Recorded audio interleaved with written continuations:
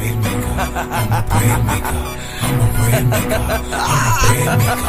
I'm a bread maker. I'm a bread maker. We got that rap van rolling on them dubs. You can catch us later while we ballin' in the club. We them bread makers, we them bread makers, we them bread makers, we them bread makers. Shots me in the club, spinning them ends, smelling like ginger man oil in my bins. Drop top down and I'm rolling two friends. Bread making everywhere, starting new trends. Look at that girl, she looks so good. She say she want a hustler, represent the hood. Knots in my pocket make peace say You can't touch me even if you dream that you could.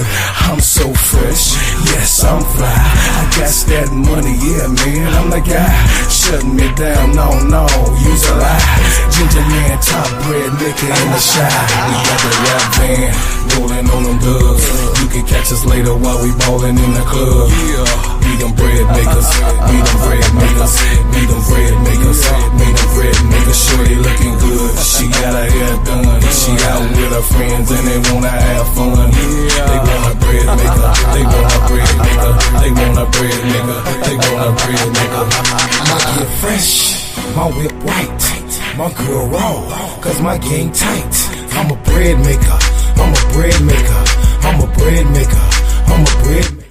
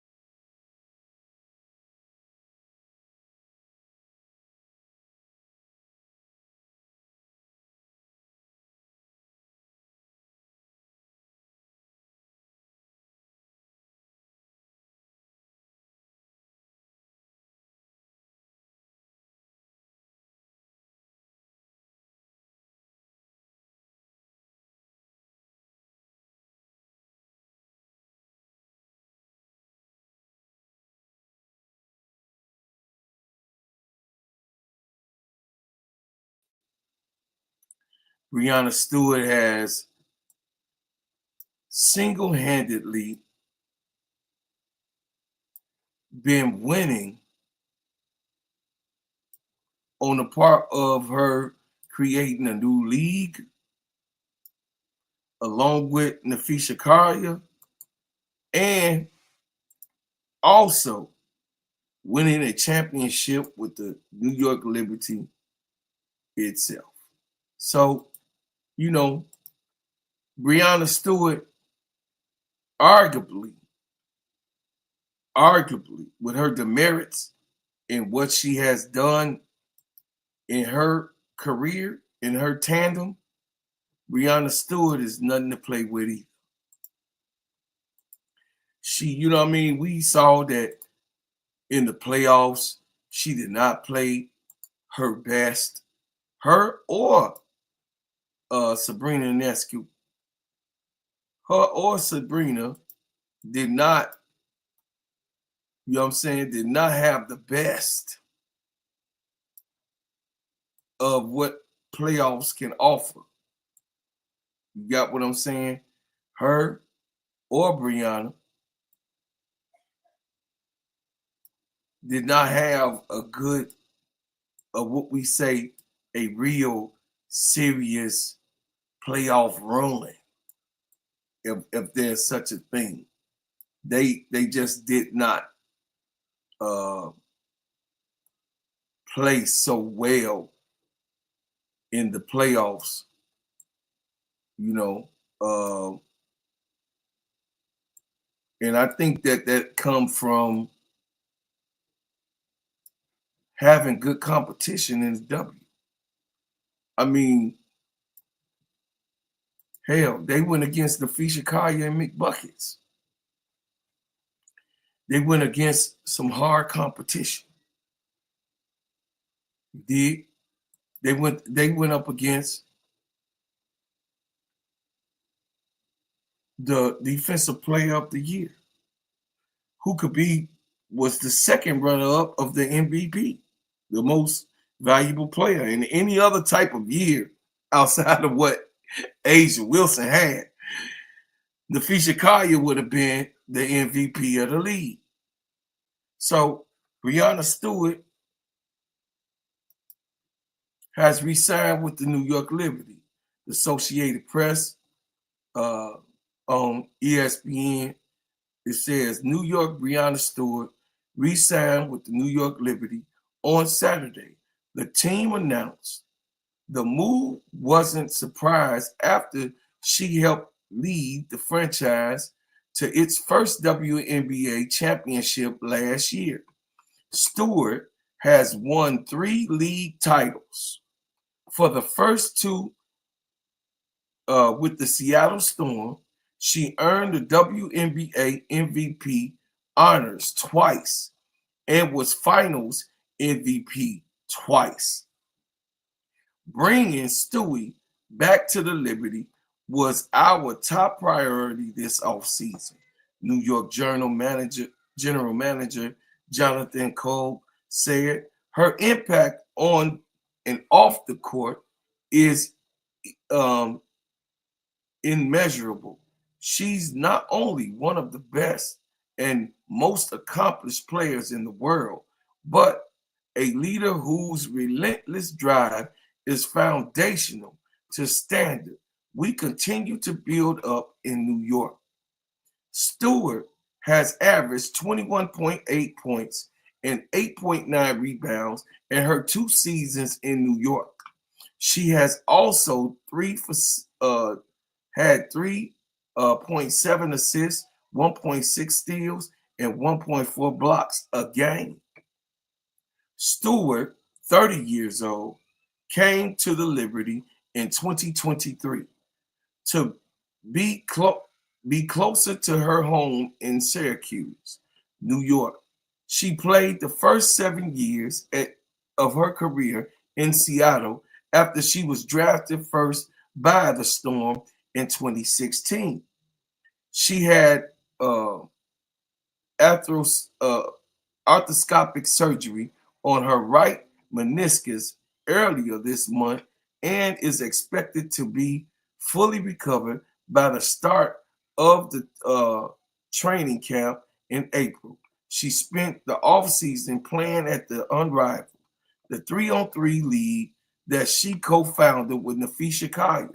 Stewart averaged 19.1 points, 11 rebounds, and 3.1 assists. But her team missed the playoffs. It says the New York Liberty has their entire starting 5 back from last season's title run, which saw New York beat Minnesota in the decision 5th game. The team also added guard Natasha Cloud in a trade. So that's what, you know what I'm saying, Breanna Stewart got going on. They reported that she was actually, hesitant to actually sign at one point, though, for real. You know what I mean? Because what they wanted was more than 1 year. But she was like, nah, motherfucker, y'all ain't getting more than 1 year. You're going to get what you get, and that's going to be out. You feel what I'm saying? You're going to get what you get, and y'all be happy with what you got. Let me see. I'm gonna go to where it is on Facebook. It says, I'm sorry, y'all.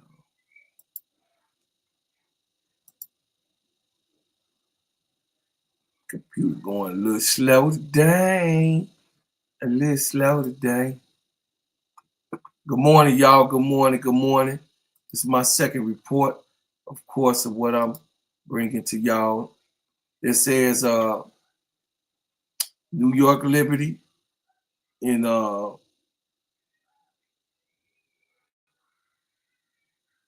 this column he wrote about Brian Farrington. He said on February 1st, 2023, everything changed for the New York Liberty. It says it was the day signed Breanna Stewart and stepped into an exciting new future. 2 years and one WNBA championship leader, Stewart and the Liberty will run it back. It says on Saturday that Liberty announced that Breanna Stewart has re-signed the future Hall of Famer in a tweet. And it shows Breanna Stewart there. And then also it says that what she signed for. Let me show you. Bring it down. It says Breanna Stewart.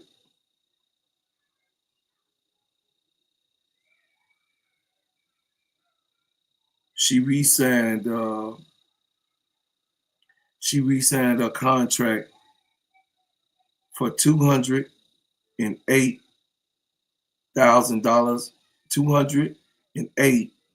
$400. So, you know, 200,000 and 400 guaranteed for a 1 year contract on New York Liberty. You know what I'm saying? So she re-signed on that behalf and trying to run it back. It says, if you concerned about Stewie signing a 1 year contract, don't be. During the WNBA finals, Stewart explains why she doesn't mind burning through her core designators. Designators. Oh no, her core destinations in signing 1 year contract. She says, just so I can continue to have the kind of flexibility going forward. It's the kind of hard to tell because you don't know, obviously, if we opt in or opt out. But with the potential from the new TV deal, how does everything play out in effect? He says, we a few months away from the CBA negotiations between the WNBA PA and the league owners. As one of the vice presidents of the union, Stewart will play a big role in how things go. She and Nafisha Kaya debuted their 3-on-3 league unrivaled this winter, and it was a big success.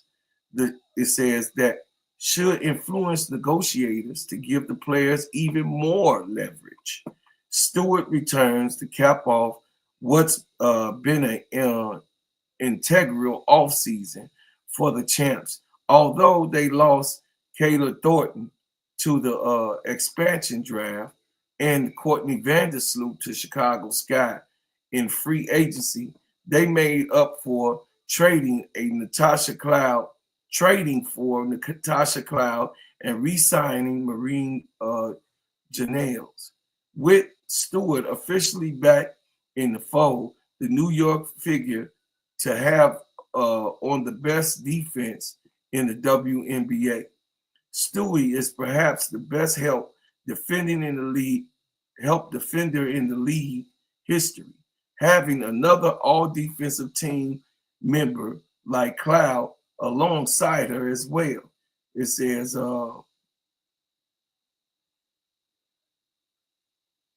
um, Breanna Laney Hamilton, Jonquel Jones, Laurie Febich, Kennedy Burke, Rebecca Gardner. All of them, it say, should allow Stewie to roam a bit more in a disruptive opposition offense. And then they just showing some of the things that was going on with Stewie, you know what I'm saying? About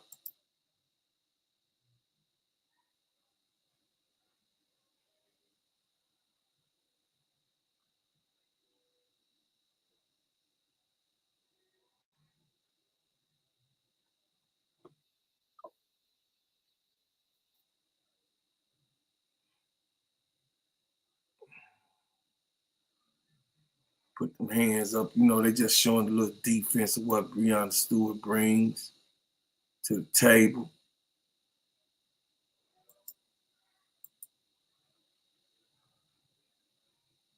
And also go, it says the Liberty has a perfect blend of length, size, and athleticism up and down the roster. It will be fantastic, fascinating to see the lineups Sandy Bruno and the coaching staff are up to, though, this season. I ain't got my glasses on, y'all, so y'all forgive me a little bit. It says Stewart is currently recovering from minor knee surgery, but will be good to go by training camp. She made an appearance Wednesday night at the Nets Women's Impact game. It says since 2019, the New York Liberty has been pressing all the right buttons. They've made big investments on the roster with the organization and in the community. The results have been overwhelming. Positive New York now stands as one of the best franchises in basketball. Breanna Stewart has been a big part of the success, and now that she will be returning to her third season in Brooklyn, has a chance to cement their status as one of the great WNBA teams of all time. You know, I be hating those narratives. How when the Houston basketball team won forward, man. Come on, man. What the hell? But anyway, Saturday announced is the second big breaking for Liberty in 3 days. On Thursday, the team revealed plans for a new 75,000 square foot, $80 million training facility in Greenpoint, Brooklyn. That's good. They investing in all of that. You know what I'm saying? One thing I will say about New York, they have made strides, you know what I'm saying, to change the narrative. You know what I'm saying? Good morning. Good morning. What's up, Brother Rasheen? What's happening? Salute, bro. Hey, Dana Cox. Good morning. How you doing? How you doing? Yeah. Oh, yeah. Thank you so much. So, you know, Breanna Stewart, I believe that in her being an icon and being a vessel of liberation, Breanna Stewart, you could actually say, is one of the most greatest players that then transitioned from college to basketball, and now she got 3 championships, and she active, y'all. Right now, she active. 2 with the Storm, 1 with the Liberty. She got more than our girl over there on the Aces. You know what I'm saying? And you know, Asia Wilson has the you know what I'm saying, has a person that she got to, you know what I'm saying, she got to face. They got to go through, the Aces got to go through the Liberty once again. You know what I'm saying? And it ain't going to be easy. It ain't going to be easy at all. It ain't going to, listen, it ain't going to be easy for New York to get back. A lot of people think that they're going to repeat just like the Aces repeated. But you know what I'm saying? It's hard to go back to back, y'all. It's hard to go back to back to win a championship. Straight up. You know what I mean? If you are, you know what I'm saying, if you're a New York Liberty fan, I mean, I understand y'all celebrating and doing all that, you know, because you're supposed to, y'all won a championship. But I'm just telling everybody it's hard to go back to back. It's hard. And then, of course, the Aces tried to do it 3 times. You know what I'm saying? They didn't make it. It say, what you say, brother? Brother Ashi, what up? It says it's going to be real hard to go back to back. Yeah, it is, because they finna bring it. The WNBA has changed drastically, because now the WNBA has some of the top, most active college players that's coming into the league behind back-to-back years for the next 3 to 5 years, maybe 5 years. But for the next 3 to 4 years, we know that the people coming out of college, it's going to really change things.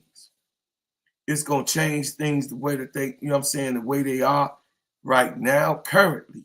And a whole bunch of things has changed since Caitlin Clark then came into the picture. You got what I'm saying? And Angel Reese has came in and turned the whole thing around with just her mega starship. You know what I'm saying? Angel Reese is all over the place. And she just didn't just change the court like Caitlin Clark changed the court perspective. But Angel Reese changed the court, the promotions, the way you market yourself. Angel Reese is all over the place. So Breanna Stewart went with Nafisha Collier, and she went and did the most remarkable thing is to open up a whole league in the off season, a developmental league, hands down one of the greatest productions that has happened on the female off season for the American female professional basketball players. So they didn't, you know, a lot of them did not want to go overseas. They just did not. And it's a lot of professional basketball players that dread, like Brittany Griner, dread to go back overseas. They don't want no parts of that. They don't want no parts of that, to go overseas and play no damn basketball. So the Unrivaled League was, man, it was so fun to watch. It was so fun. I mean, we got to see who's who. In that 3-on-3, we got to see who's who in the Unrivaled basketball. And I appreciate Nafisha Collier and Breanna Stewart for making that league, man, and making that available. Breanna Stewart has put herself on a whole nother level. Her and Nafisha Collier. It says, yes, the WNBA going to be a whole new level this season. Forward just needed commissioner and others to the higher up to get the program and market all these ladies. We need a new damn commissioner. Let's talk about that, Dana Cox. We need a new commissioner. I think that she trash. I think the commissioner is trash. She's a shark, yes, indeed. She knows how, I mean, she's been part of billion-dollar corporations and all of that. But I mean, the things that she's willing to let go on in the league in the name of money, I think she's trash. I think that we need a new commissioner on the WNBA who really care about these ladies. That's just in my opinion. That's my opinion. And I think that she also is inconsiderate of the women that's in WNBA, and she plays along with the Caitlin Clark special antics. She plays along with that. I think that she tries to use that, and then she made a foolish thing with okay, had a Fever play 40 games. That's good. That's cool. But everybody else television ratings should be just the same, especially the New York Liberty. I mean, damn, they the reigning champions. They should be viewed all 44 games, if not 44, 40 also. They should have, like Nafisha Collier said, they should have, by them being the reigning champions and only going to be seen 32 times, that's crazy work. That's crazy work. The champions, Caitlin Clark, the Fever, and Caitlin Clark, that has not won anything, has not won nothing, has not put a trophy on the shelf case for as the biggest winner.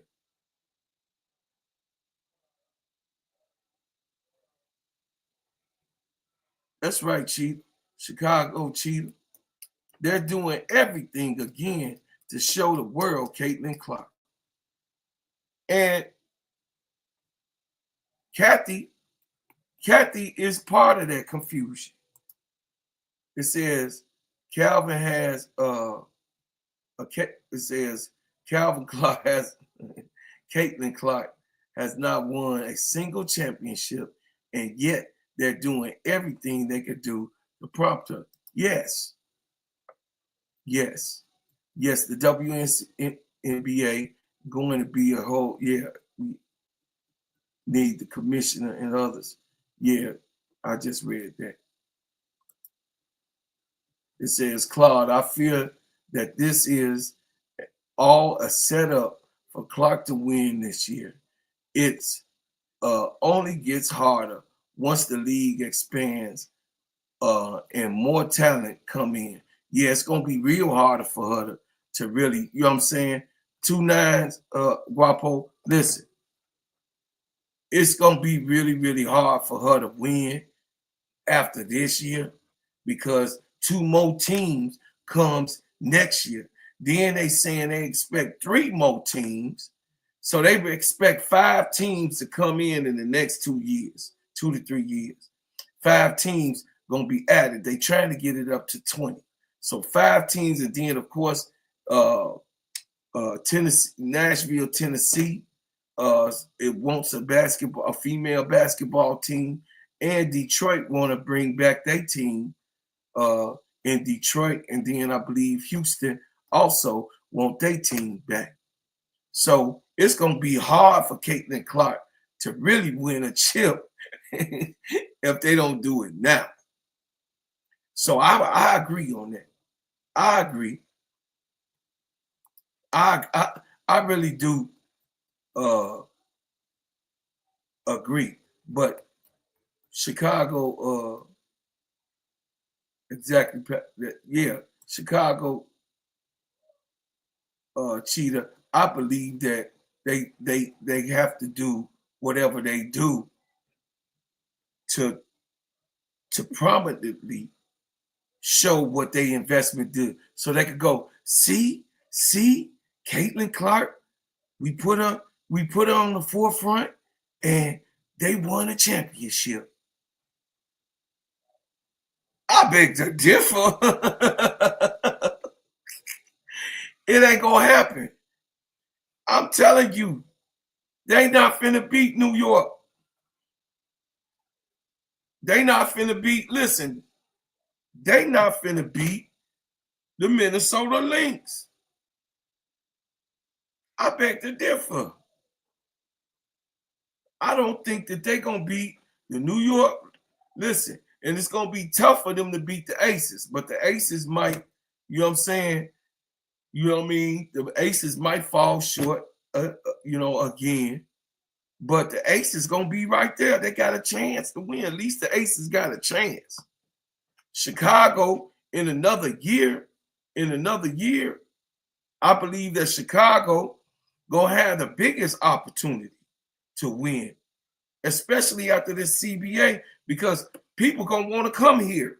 People want to come. Look, people want to come play with Angel right now. Trust and believe. But the thing is that people that's coming in here to play, they know they got to play behind Angel and Camilla. I said what I said. People that come here, that's going to come here, they got to play behind Angel and Camilla. So, a lot of people ain't willing to come to play behind no people who they think is inferior. It says the Fever is set up to win now. Yeah, but so is the Chicago Sky. Watch what they do. With the pieces that the Chicago Sky went and got, watch what they do. That's all I got to say, so far on that, because I broke out the whole team down to y'all. And I don't think that the Indiana Fever has capabilities to beat the New York Liberty.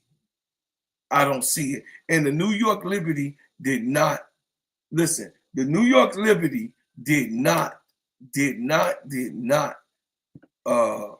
perform at their best. Now think of the New York Liberty with Breanna Stewart and Sabrina Ionescu coming back. They in shape. They coming back, y'all, in shape and coming off of all season where they've been active. Just think about what it's going to do. It say key to the sky is to be an AA, not so much AR. This is the key to the sky should be AA, not so much AR. Who? Ariel Atkins? You think so? She gonna have to take that. She gonna have to earn that. No, I got you. She gonna have to listen.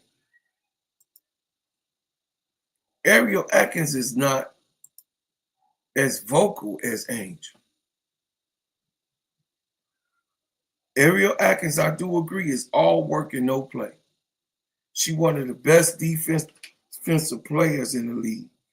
She's one of the best defensive players in the league. She also a slasher. She a playmaker. Yeah, she is. Ariel Atkins is a great skill player.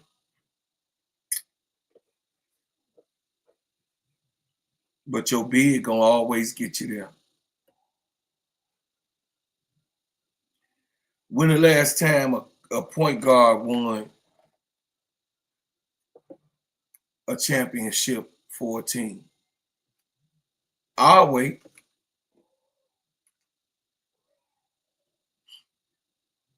BD, I'll wait. When the last time a point guard won a championship?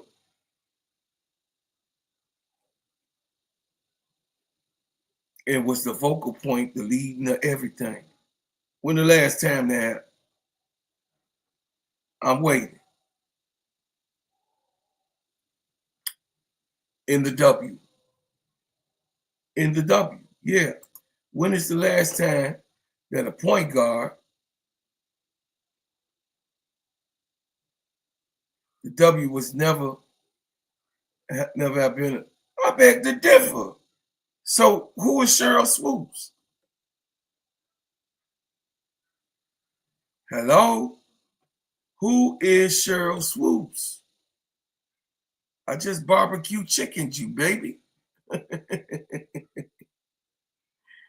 I just barbecue chicken. No, you could argue and say Tina Thompson was on there, but Tina Thompson wasn't the focal point.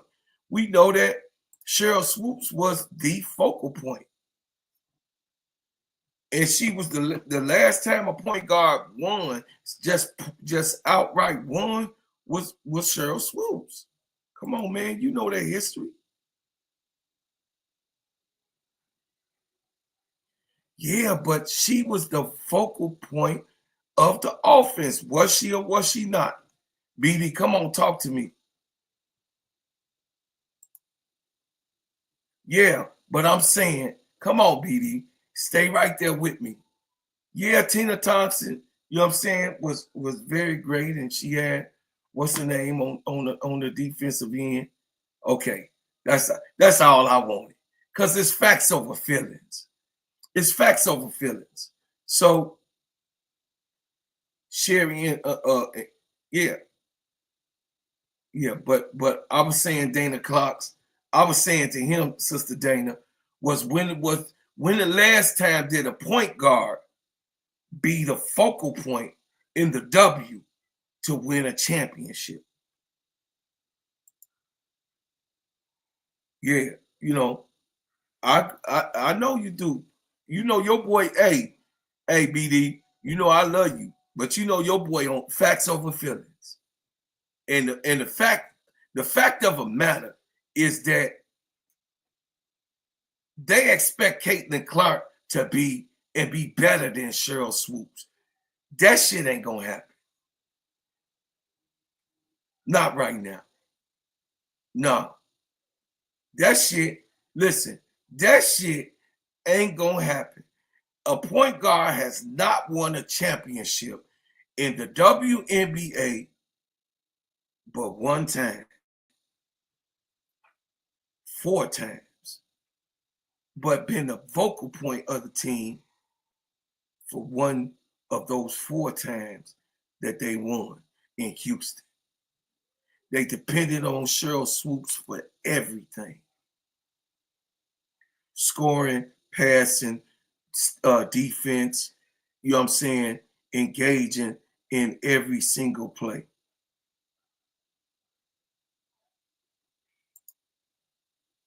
It says it's going to happen. CC has only played 1 year. I mean, I beg to differ. Because as long as Kelsey Mitchell, as long as that Gamecock, that Don Staley got on that team, the leading scorer, the one that take the big shot, as long as Kelsey Mitchell is on that team, Caitlin Clark would not be the focal point. I'm just telling you. This is why they put all these players on there. This is why, like, they have went out and stacked that team. Hey, baby Lisa, what's going on, niece? They have went out and stacked that team. CC just not it currently, may never be. I agree, Dana Talks. It says, look, Swoops is the GOAT convo. I agree with you on her. Yes. I mean, I ain't really trying to, you know what I mean? CC made Mitchell better. I beg to differ. Huh? Did you? Okay, let me show you. Listen, let me show you barbecue chicken real quick. Hey, BD, you know you my boy. So, hey, check it out. Kelsey Mitchell in her scoring for the last 2 years.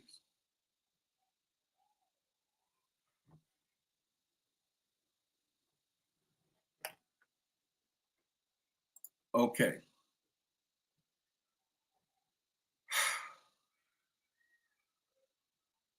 Kelsey Mitchell.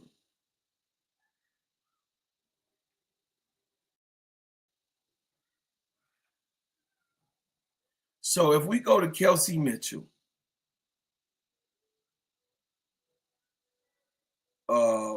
for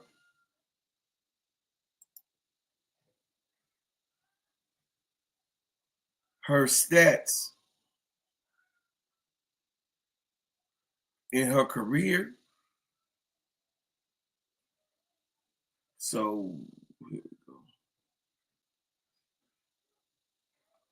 Kelsey Mitchell Okay, so in 2023,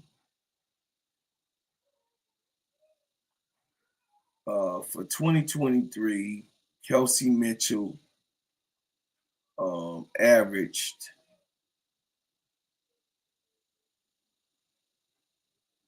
30 minutes. Let me see.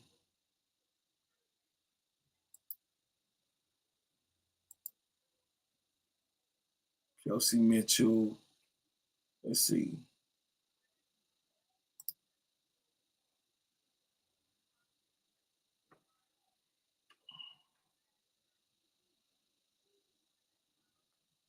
We're going to watch Kelsey Mitchell. 1 second. So Kelsey Mitchell last year, she averaged 19.2 points, 2.5 rebounds, and 1.8 on last year's tandem, right? Kelsey Mitchell in 2023. I'm finna break it down to you, homie. In 2023, what did Kelsey Mitchell average?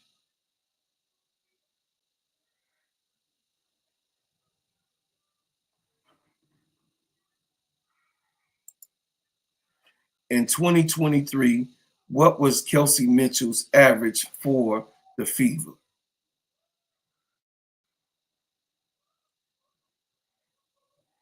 Okay, Kelsey Mitchell average.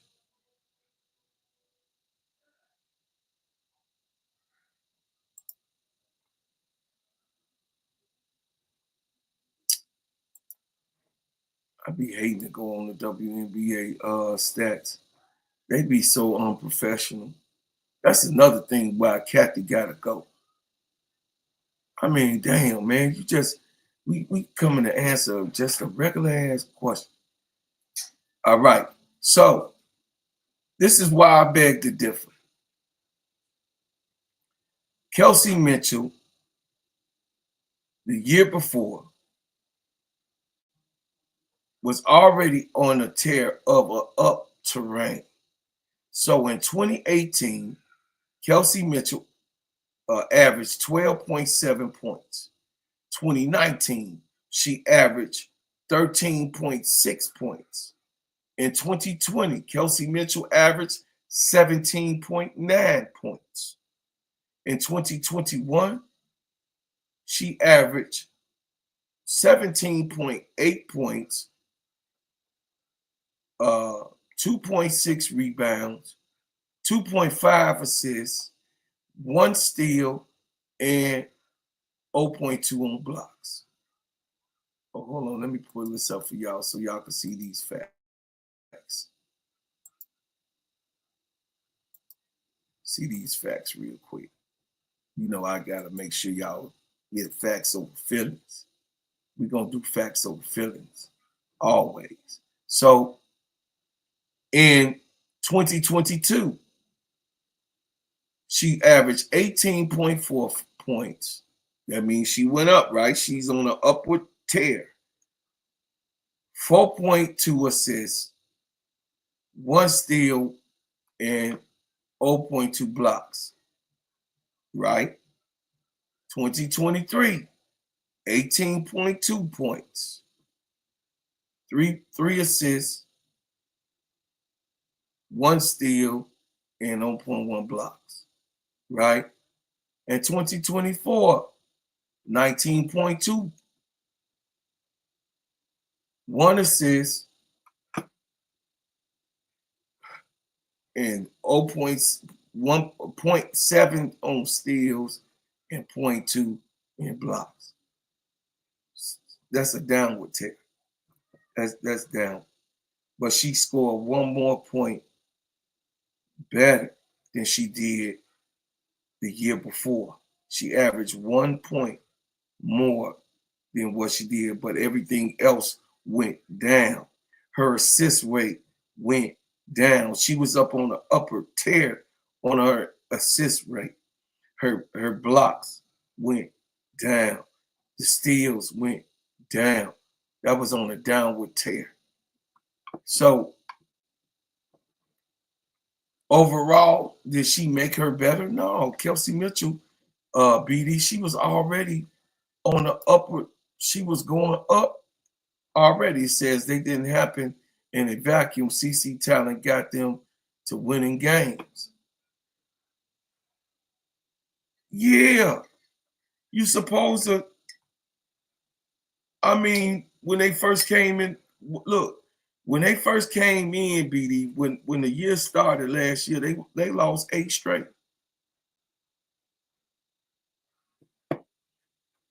They lost 8 straight. They had to go ahead and get their man right. They had to go trade and make some things, some changes. They had to get their man right. So let's not forget and say, what up, bro? Irvin, what's happening, baby? It says, New York Liberty is stacked. Hell yeah. Yes, they is. Dana Cocker say, Lisa, yes, heartbreaking loss. Kim went with the wrong rotation of the players throughout the game. She is why they out. That was crazy work. Anyway, we'll talk about that shit later. Dana Cox, I don't even really, I mean, that was some bull stuff. Really say, how many games did they win in 2023? Because winning is the ultimate goal. No, don't move, ABD. Don't start that stuff. There you go.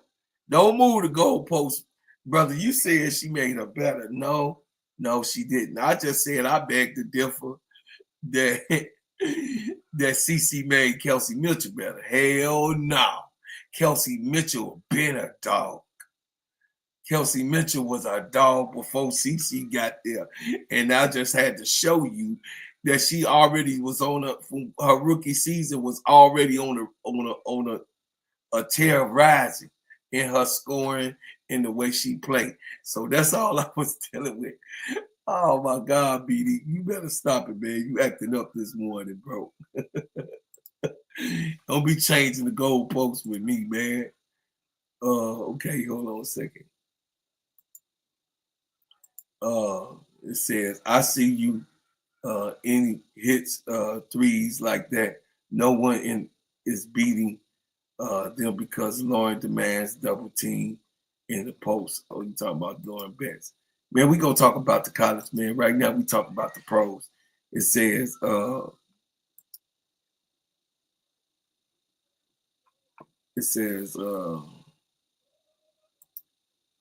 BD say Wilt Chamberlain averaged 50 points but didn't win. So one person scoring doesn't necessarily translate to winning. I mean, Wilt Chamberlain did win. He won one. He did win. But I get what you're saying. We ain't in a season of Wilt Chamberlain. We already passed that season of Wilt Chamberlain with the WNBA. That's Dana Taurasi them and Sue Bird and Lisa Leslie and all of them. That's Wilt Chamberlain them. You know what I mean? All the late 90s and the early 2000s in the WNBA. That's Wilt Chamberlain them. Right now, in 28 years, we in the phase of Michael Jordan and Isaiah Thomas and Magic Johnson, and, you know what I mean, Larry Bird, and all of them. Right now, Hakeem Olajuwon and David Robinson and Patrick Ewing. So we in the 28 years of growth. So we in that phase of the WNBA. So I disagree about the Wilt Chamberlain. We passed the Wilt Chamberlain's era for as the aging of the WNBA. BD.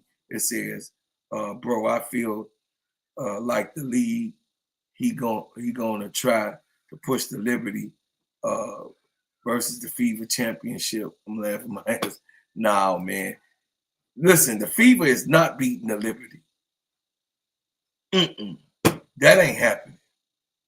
It says she did make her better. Mitchell was actually playmaker last year. Yeah. Erica Wheeler had that job mostly though, BD. Erica Wheeler. See, a lot of people trying to take credit from Erica Wheeler because Caitlin Clark came. But Erica Wheeler was the point guard last year. Kelsey Mitchell played the same position, the 2 guard, as she did last year. Come on, man. You know, I know it's facts. Say she should pass the ball before. No, I'm just saying, okay, I see how you looking at it. It says that makes a lot of sense. Yes, sir. That's all I'm saying, my brother. Say Fever aren't beating the Liberty. No, they not. I mean, the New York Liberty is on its way. They didn't change it really too much of anything. They like, man, this shit right here works. It says, Bro Claude, I'm saying, I think the league is going to try to push the best of their ability to have the Liberty versus Fever for the ratings, not saying Liberty losing. Oh, yeah. Now, that probably gonna happen, or they're gonna push to because I believe in what you're saying, Irving, too. But they might push Nafisha them a little bit more because, you know, this thing that Stewie and Nafisha just then created. And then the ratings that Nafisha and Stewie had was the best of all time. That Game 7. You got what I'm saying? They never had no ratings like that of all time. You say Liberty are crazy. They got Cloud now. Oh yeah, man, please. Liberty is, I mean, they stacked. It says they need to do just that, and they need to push AR-CC rivalry as well. Yeah, they got to they pushing that rivalry, but you know what I'm saying? Everybody know that that's falsehood though. Everybody know that the CC and Caitlin is cap. Caitlin love Angel, and Angel got love and respect for Caitlin. Right now, the rivalries come from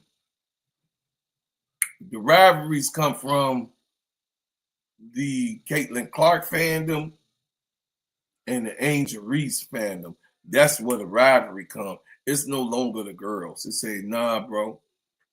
Claude, don't think so. Liberty, New York market, they want the rivalry with Indiana. I'm thinking for the biggest ratings like Reggie Miller versus the Knicks. It says, I don't trust the league. You right.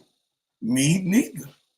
Because guess what? You know as well as I know. Remember I said last year on KSAP, the fix was in. Didn't I say that last year? I say the fix was in, and they being told to bag up off of Caitlin Clark. It says, so what is false? Purdy said,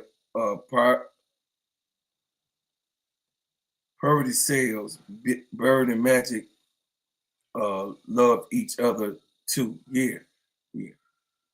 I agree with that, BD. It says if Clark don't win in the next 2 to 3 years, you think the Clark effect died down, or will it be her entire career? The fix was in, a call was made, is what Bro Claude been saying. I've been saying it. Listen, y'all, listen. To Nas Guapo. I am not a conspiracy theorist. But Irvin can tell you that I had called the fix in last year. I told everybody that they was going to make that girl go to the playoffs. I didn't give a damn how much she was losing. They was like, ha, ha, ha. Look at Caitlin Clark. They losing. They 6 in a row. They 7 in a row. You know what I'm saying? They was, ha, ha. I say, man, please. Cathal Engelbert and all the powers to be that made that call. Y'all saw that they stopped having close contact with Caitlin Clark. B. Will, what's up? B. Will, you tell them what I said last year. B. Will was on the panel. Y'all saw last year, Cathal Engelbert made that call and got them girls to stop playing close contact 94-50 on Caitlin Clark. B. Will, just like Irvin, tell him. I said it last year. The fix was in. The fix was in. He said what he said. The fix was in. I told y'all. I told you what the outcome of last year. And I said the New York Liberty, they're going to give it to them because they never won. They had never won. Don Dub, what up, baby? It says, BD says, the W is still losing money as a whole. Now they got to two believable commercially valuable women, but put fans in the seats, and they would be foolish not to exploit that. Yeah, but sometimes, as you get bigger, Dan Dub, yeah, you heard me too, Dan Dub, what I said that the fix was in, and it played out. All of last year, you guys played out just like I said. Yes, it did. It did. I told y'all that the call was in New York before the fever started. Listen, B. Will remember before the fever started winning, I said on KSAP chat that they're going to turn that around. And all of a sudden, they're going to start winning in a row. I said it, and it happened. It says, a call was made. I remember Bro Claus saying this like this. Back off her. Yeah, back off. Get up off of her. It's not good for television. Get up off of her. Y'all looking real crazy out here. Get up off of Caitlin. Let her bring the damn ball up at least mid-court so she could shoot them shots. I'm telling y'all, that's exactly what happened. He said WTV deal went up like 5 times this season. They no longer losing money. Don't believe that crap. Yeah, Irvin say Bro Claude is an old school G. He knows how this stuff works. Yes. Oh, yes, sir. I thank you and I appreciate that. It says the fix was and still is in saying she the best. So at any means necessary to get her a ring. You did foresee and called it into existence. I said last year they're gonna get every single star that they could get to put around Caitlin Clark this year. Every single star that they could grasp on the fever. I said that they was going to get it for. They was gonna do whatever they got rid of. Listen, y'all can check out on my recordings before they even started getting all these free agents. I got it already. It's documented on my page. I said that they was going to get all of these players so they could do whatever they could do to make sure this girl get a ring. And then look what happened. Soon as the draft come, they was picking this one, picking that one, picking this one, getting that one. You know what I'm saying? They was they was cutting all the fat. People didn't have jobs. When they woke up in the next morning, if you was Indiana Fever employee, you sure the hell wasn't one in the next morning. It says how in 1 year a team gets top coach and some of the best free agents all in 1 year. All in 1 year. I believe, Bro Claude, that maybe a call was made. I don't think this is normal. It's not normal. BD, it's not normal, bro. It says sometimes shit need to be rigged. I can't believe you just said this, bro. Boy, you know if you weren't my man, I'd be mad at you.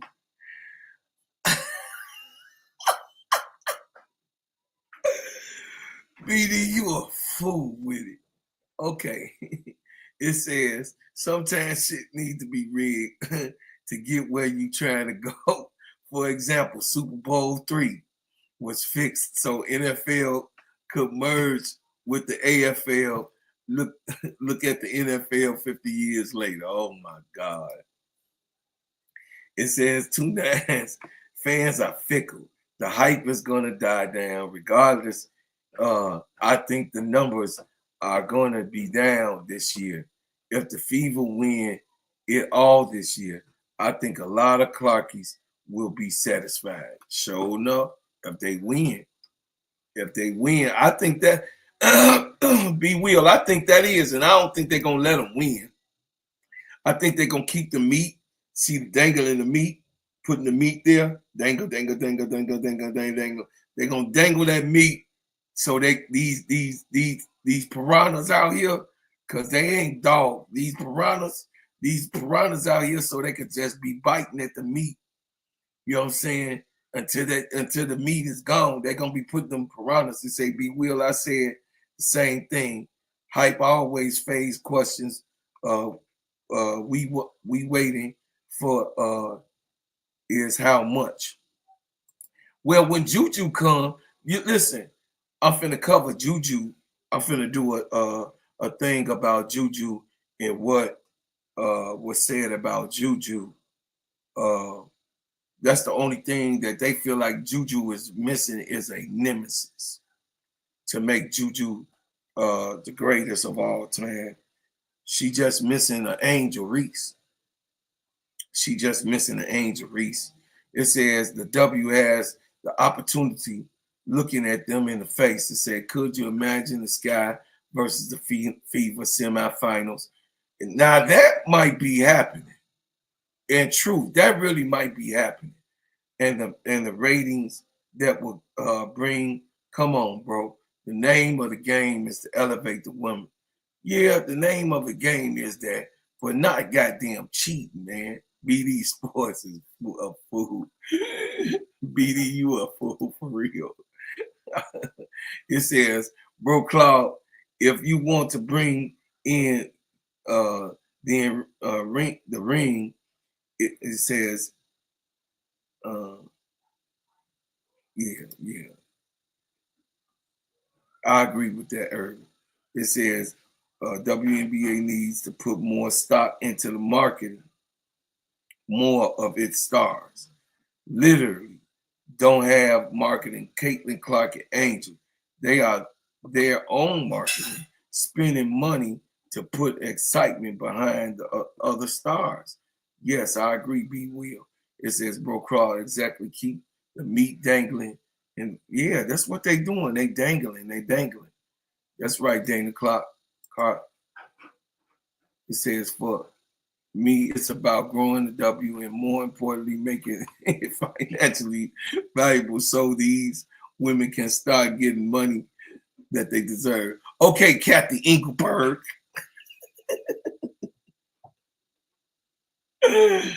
Oh, BD, you such a shark. BD, you need to knock it off, man. Come on, man. You ain't gonna, don't cheat the game, man. Don't cheat the game. Oh my God. Be Will problem is players need to do their part. In a rival only roles, Owls and Laces play hard and was good to watch. Um, I do think um I do think the vinyl was at times good to watch too. I do. And then I was cheering on the miss. You know what I'm saying? I was cheering the miss on. It says ring it to bring it. Say rig it to bring it. That's my opinion. Goddamn, Irvin, you and B Sports, y'all crazy. It says I agree with Irvin. The players need to make themselves relatable. They have to give us stories. They need to realize it's not just the basketball. That's true. It says plus the W has a sex problem as well. Nobody wants to drink. Oh my God. B will agree. It starts at the top. Kathy do better on the move around. Yeah, she need to go. She need to really go. I'm telling y'all, Kathy Engelberg needs to be gone. Because she is not good for this league. It says, Be Will, I love Angel. Not afraid to get in anyone's face like she did. Feet and makes good for the TV. Yeah. So Angel is actually creating new rivalries. You dig what I'm saying? I mean, she had feet out of her body. She has Nafisha Kaya out of her body. Straight up, it says, men are the biggest consumers of sports merchandise media, and it's very hard to market studs respectful. Oh my God. BD, what's wrong with you today? Listen, you don't get me in that shit. You said it. I didn't say none of that shit. Don't get me up in that shit. I'm trying to run a good podcast for to be transformed into a television show. I'm not with that shit. I'm not with you saying that shit. You said it. I did. Anyway, I don't think the W is marketed the league well. It says now the Fever has 41 games, and it all cost of Caitlin. It says so. What if Caitlin gets injured? Are the fans going to tune in to watch? Don Dub. That's exactly what the hell I said. This is why they told them girls last year, y'all better not hurt Caitlin. Y'all better not hurt her. I'm telling you, they got a call.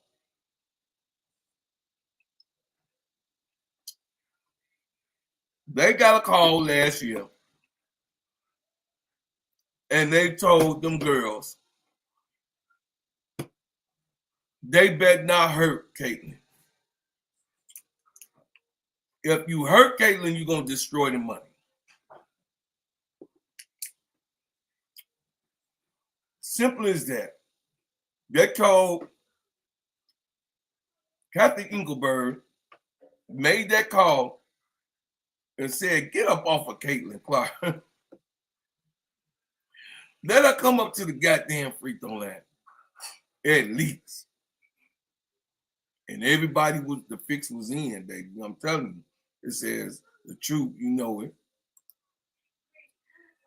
BD, you better stop, man. God damn, boy. Say, Brother Claude, make sure you say allegedly. Yeah, allegedly the fix was in. Allegedly. Once again, allegedly the call was made from Kathy in the band. Allegedly. Thank you, Irvin. You always looking out for me, man. It says, BD, so what you want have the players do to get the male audience you're talking about? Oh yeah. Well, I mean, yeah. A lot of men don't really like that. You know what I'm saying? They love women, appealing women that they also have an opportunity to date. It says, could you imagine 80% of the NBA being gay men? How could the ratings be? BD, what the hell wrong with you this morning, man? God damn. BD, what would you have them to do? Okay, Irvin. It says Dan Dub is terms of national television games is issued on WNBA. Don't choose what games to air on TV networks. No, they don't.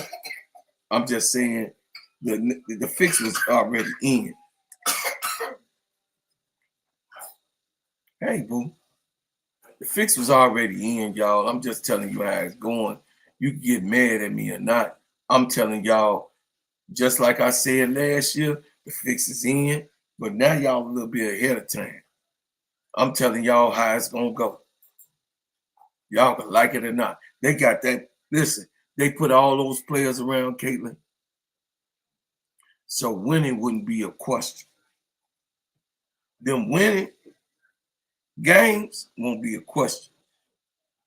They put all of those great players and Hall of Famers around her.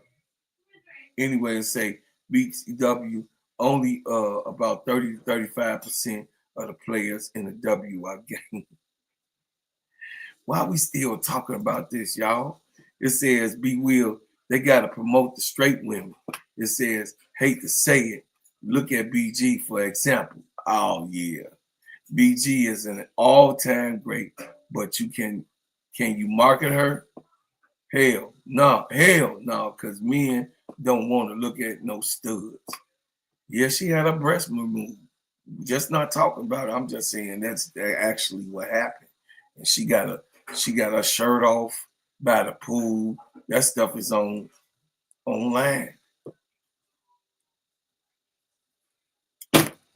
Showing her chest online. I mean, yeah, I'm not feeling that. Let's move on from this conversation. It says it's even about anybody hurting her. It's the sport she can get injured in her whole, and that throws all the 41 games being on TV into jeopardy. You have to market the product, not the individual. Absolutely. It says, Darren Deb, exactly. We started that earlier. You have to market. You have to market it. You have to market with what you got. Tiffany Cole, what up, baby? It says BD Sports, the player that made the WNBA pushing isn't even the prettiest. It says, so which players should be they push talented ones or pretty ones? I say both. That way the pretty ones can overshadow the one. I mean, Stewie ain't the best looking, but Nafisha Kaya is beautiful. So I mean, it works hand in hand. I think that you should just have.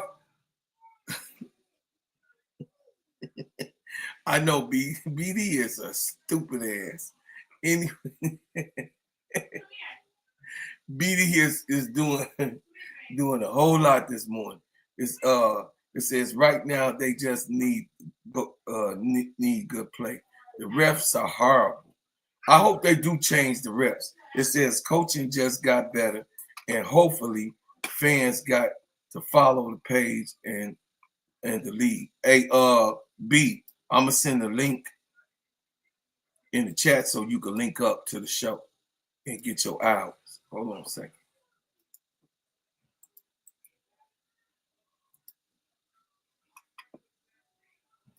Hey, y'all, wait a second. We have went through one for an hour.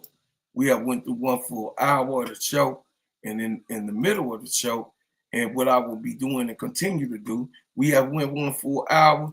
Check me out, y'all, every Wednesday, Thursday, and Friday. You could catch my show at 11 o'clock to 12 o'clock p.m., at 11 o'clock a.m., 12 o'clock p.m., Wednesday, Thursday, and Friday.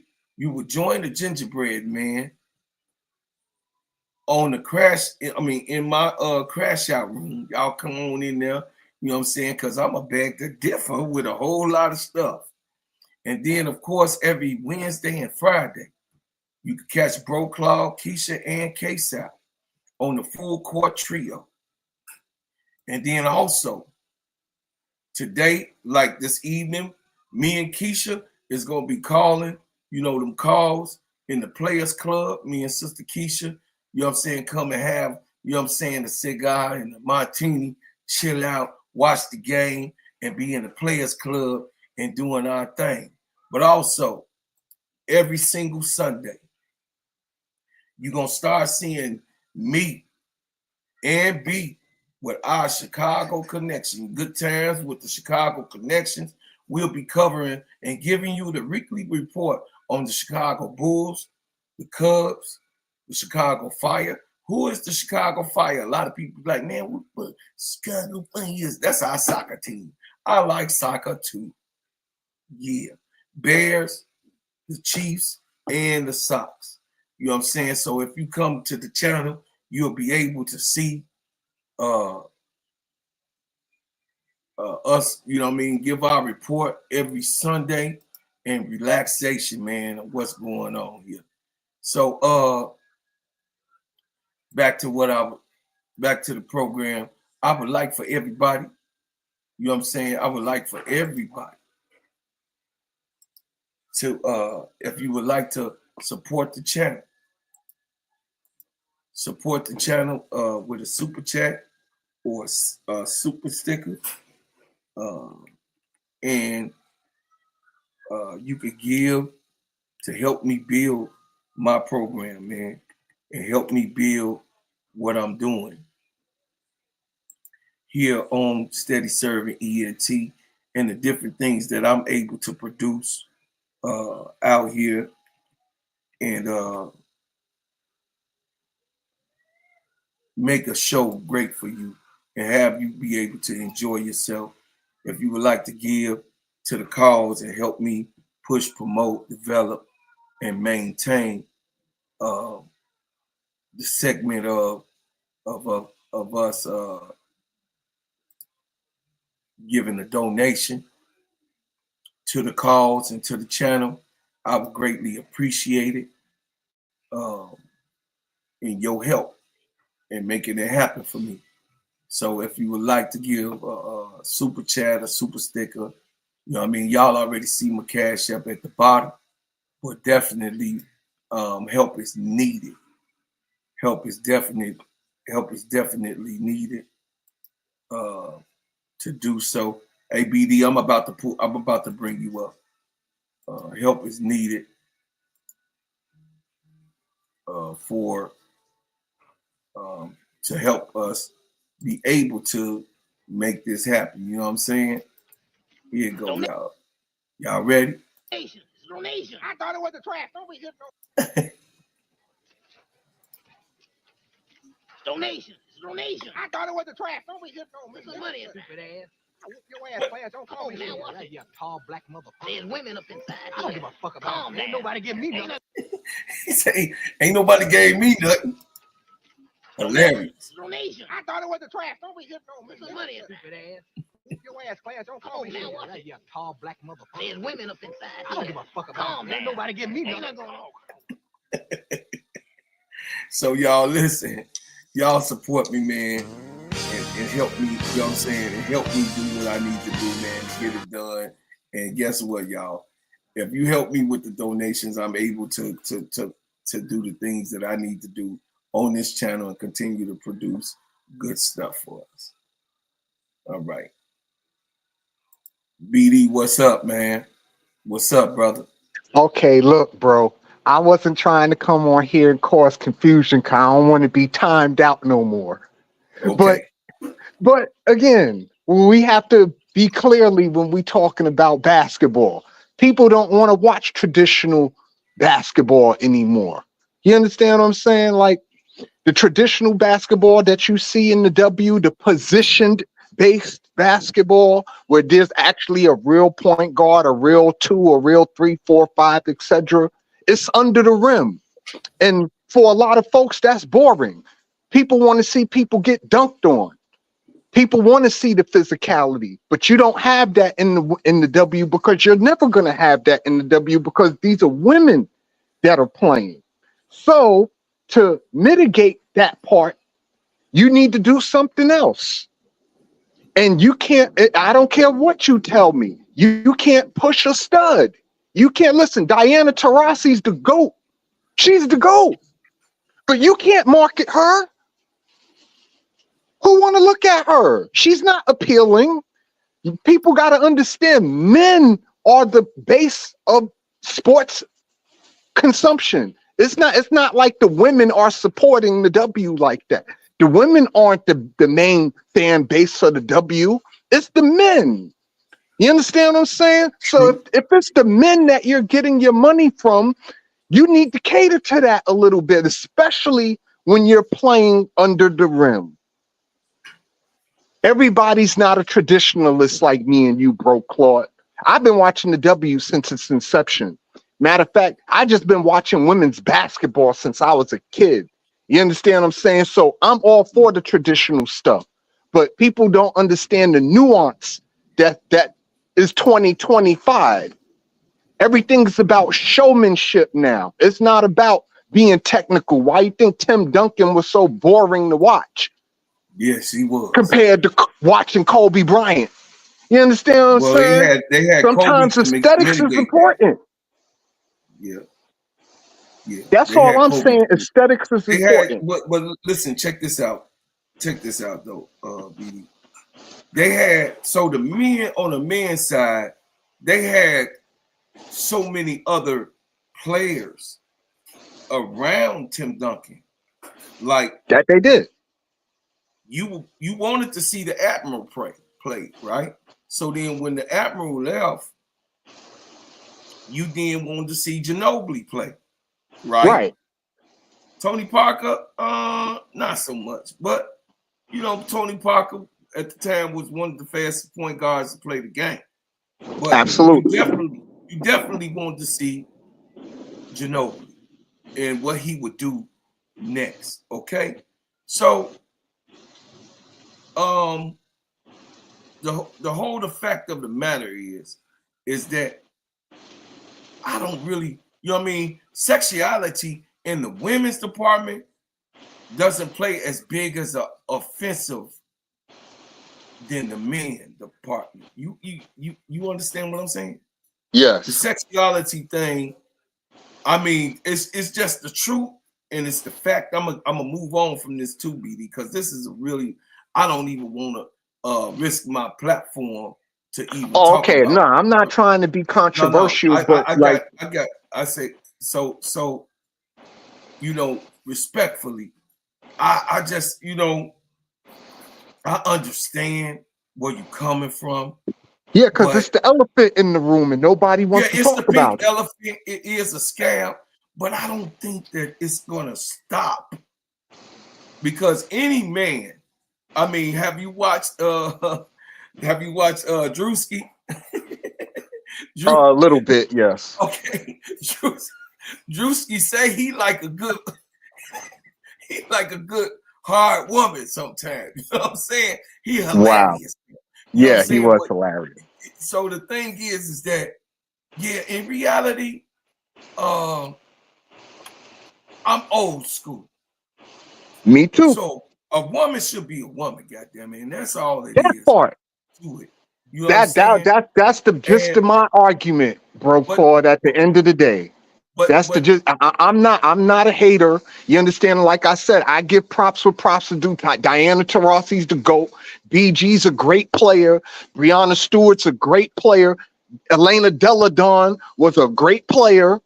All these women were great players, but they had one thing in common, which I'm not going to say because you already know.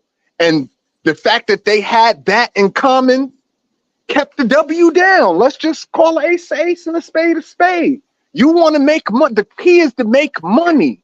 And you can't make money when you can't market your stars. That's just the reality. Yeah. You can't make money if you can't market your stars. And when your stars are studs, that's a problem. Yeah. You know, but the thing is this. I think the sexuality had to be thrown out of it.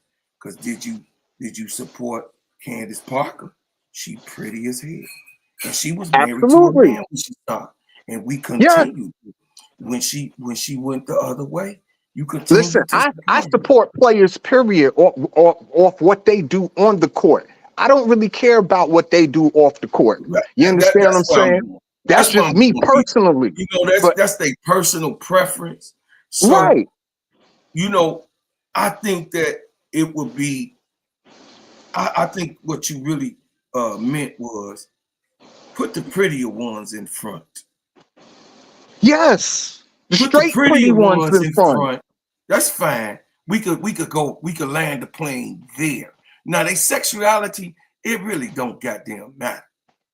Not on the court, it don't matter on the court at all. It ain't got nothing to do with the basketball court. No, but how you're right about that.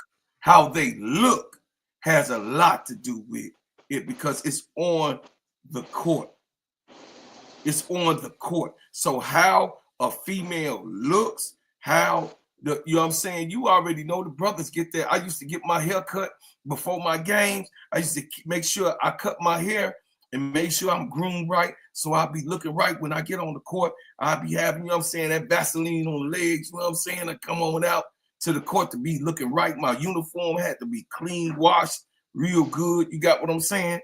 My uniform looked right. You know what I'm saying? Especially my whites. You dig? My gym shoes was clean. So the presentation, all above, has to be right.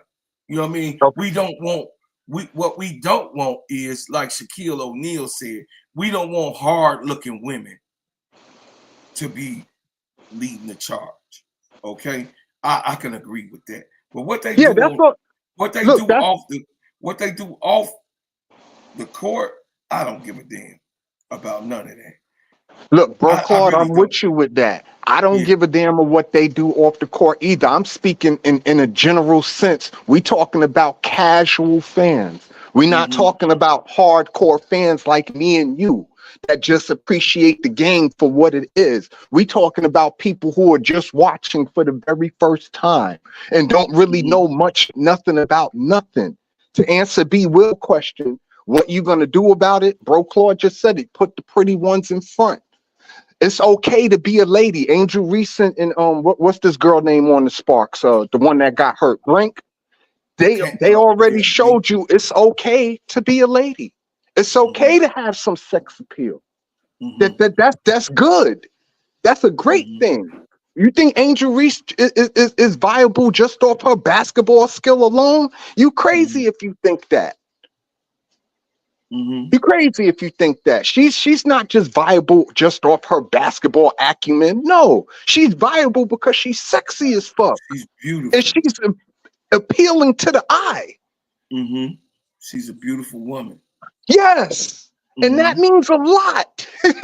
I hate to put it like that, but you know, again, men are the main consumers of sports, media, and merchandise. That's just a fact. Women don't support women's sports on a whole. Because if they did, the W would have been profitable 25 years ago.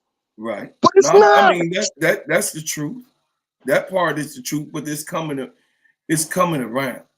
You know what I mean? It is coming around because you starting to get more people. You got all this social media out here. We got way more information floating out here than we did in the 90s when it was just TV and it was no cable. We didn't have the access that we have now. You understand what I'm saying? So the W need to take advantage of that. Look, I'm all for pushing good players. Sophie Cunningham is pretty. Yes. And I think that was a good move for the Fever to put her out in front like that. Yes, listen, and for Caitlin Clark is not attractive. She's not. But she's straight. So you Right. could push her. Just off that. She's not attractive. And I'll be the first to say that. And you know, I'm a CC fan, but CC is not aesthetically pleasing to the eye. She's not. Yeah, I give it But up she's to a you, straight woman, so you could push her to men because she's straight. Is all I'm saying. Diana Taurasi in her prime was probably way more talented than CC, but you couldn't push her because she's a flaming stud. You couldn't push her. She wasn't marketable. Mm-hmm. The W has a marketing problem. It just does. And until the W addresses that elephant in the room, they're not going to ever really make the money that they deserve to make. I want to see these women get $1 million contracts like the men are getting. That's what I want to see. These women are talented and they ball out. You understand what I'm saying? But they're not getting paid what they deserve. Mm-hmm. And the reason why is because you can't push them to a male audience, to a majority male audience. You can't push that. Oh yeah, that's my only argument. I'm not trying to be controversial, but that's a fact. Angel Gap. They want to see Hamby. You know what I mean? They want to see Big Booty Boston. You got what I'm saying? Males do, the perverts. Right, but listen, you got to play on the perversion though. Exploitation is a motherfucker, bro, Claude. I hate to put it to you. All I want to do is see real women play basketball. You understand? Outside of that, you know what I mean? Like I say this again because I wanted to be clear on this channel. Whatever the hell a woman or a man do outside of those lines, that 90-50, I don't give a goddamn about none I'm with you on that, bro. But how it looks, but how you look. You know what I mean? Like women watch men basketball. They just do to see the brothers. Just like they do with the football, right? That part, bro, Claude. Football is one of the most tremendously watched games that's watched by women unanimously. Football is one of the most unanimous watched games by women because they want to see the men rough and doing, you know what I mean, and tight pants themselves. Because I'm around women and that's what they saying. You dig what I'm saying? So the barbaric part of it, you feel me? So yeah, they do need more. Yeah, that's all I'm saying, because all people out here ain't like me and you, bro, Claude. Everybody is not a basketball traditionalist fanatic like we are. Yeah, we watching the basketball because we love basketball. But you got a lot of casual people out here that's not watching basketball for the love of the game. You get what I'm saying? They watching it because they want to just look at a woman. So if that's what's bringing them to the fucking seats, exploit that because you need the money. How many more years is the NBA gonna have to support the W before the W can support itself?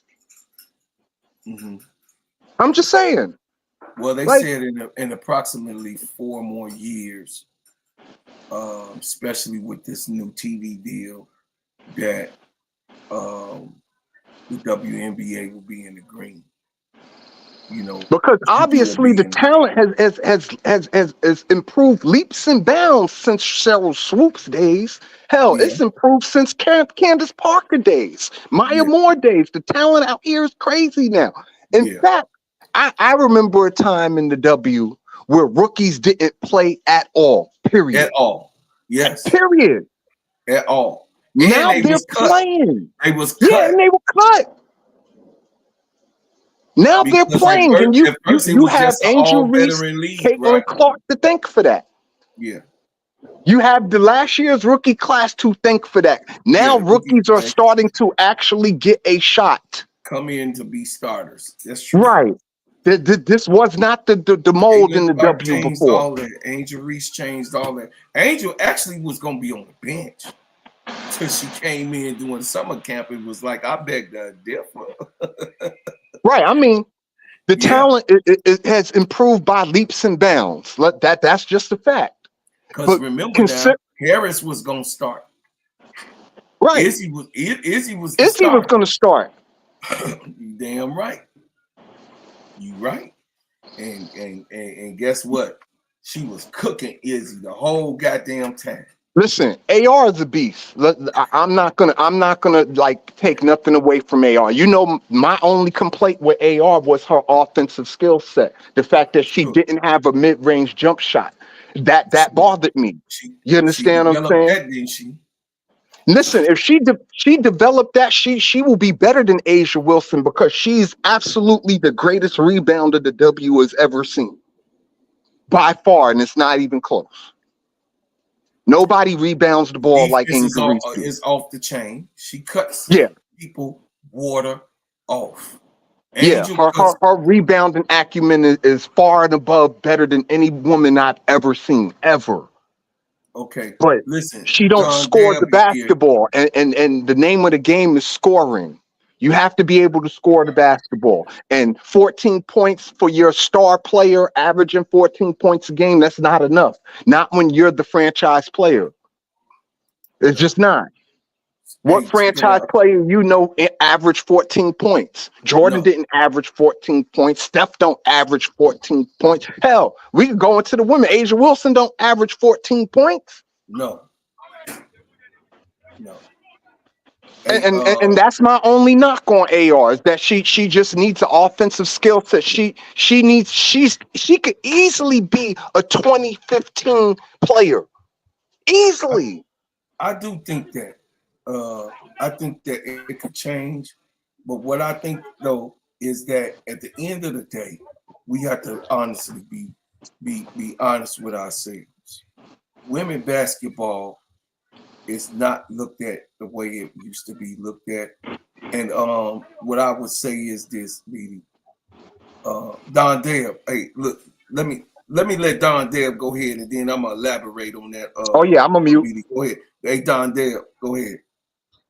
Yeah, Brooklyn. I hope you can hear me. Yes, I can hear you, brother. Yeah, yeah. Currently, watching soccer at a local park, so and listening to you guys. I agree with what Iwan said. I mean about the marketability of the league. If you're in marketing, you market two things. You market the product, that is the content of the product, and the aesthetics, the what is pleasing to the eyes. You also market that too. What the W is doing wrong is that they are only marketing one talent. Okay, they are marketing one talent. That is what Caitlyn is doing. But I think if they also add the aesthetics part to it, like men are moved by what they see, and now we saw what Angel brought, and then what the new rookies also brought in with their before their game fits and all the sexy appeal and all those things that they also brought. That I also think is going to do a lot for the league if they also market that side of the league too. That is why I think that somebody like Angel should also be propped up. Somebody like Rikia should be propped up. I mean, all those players that are aesthetically pleasing to the eye should be propped up.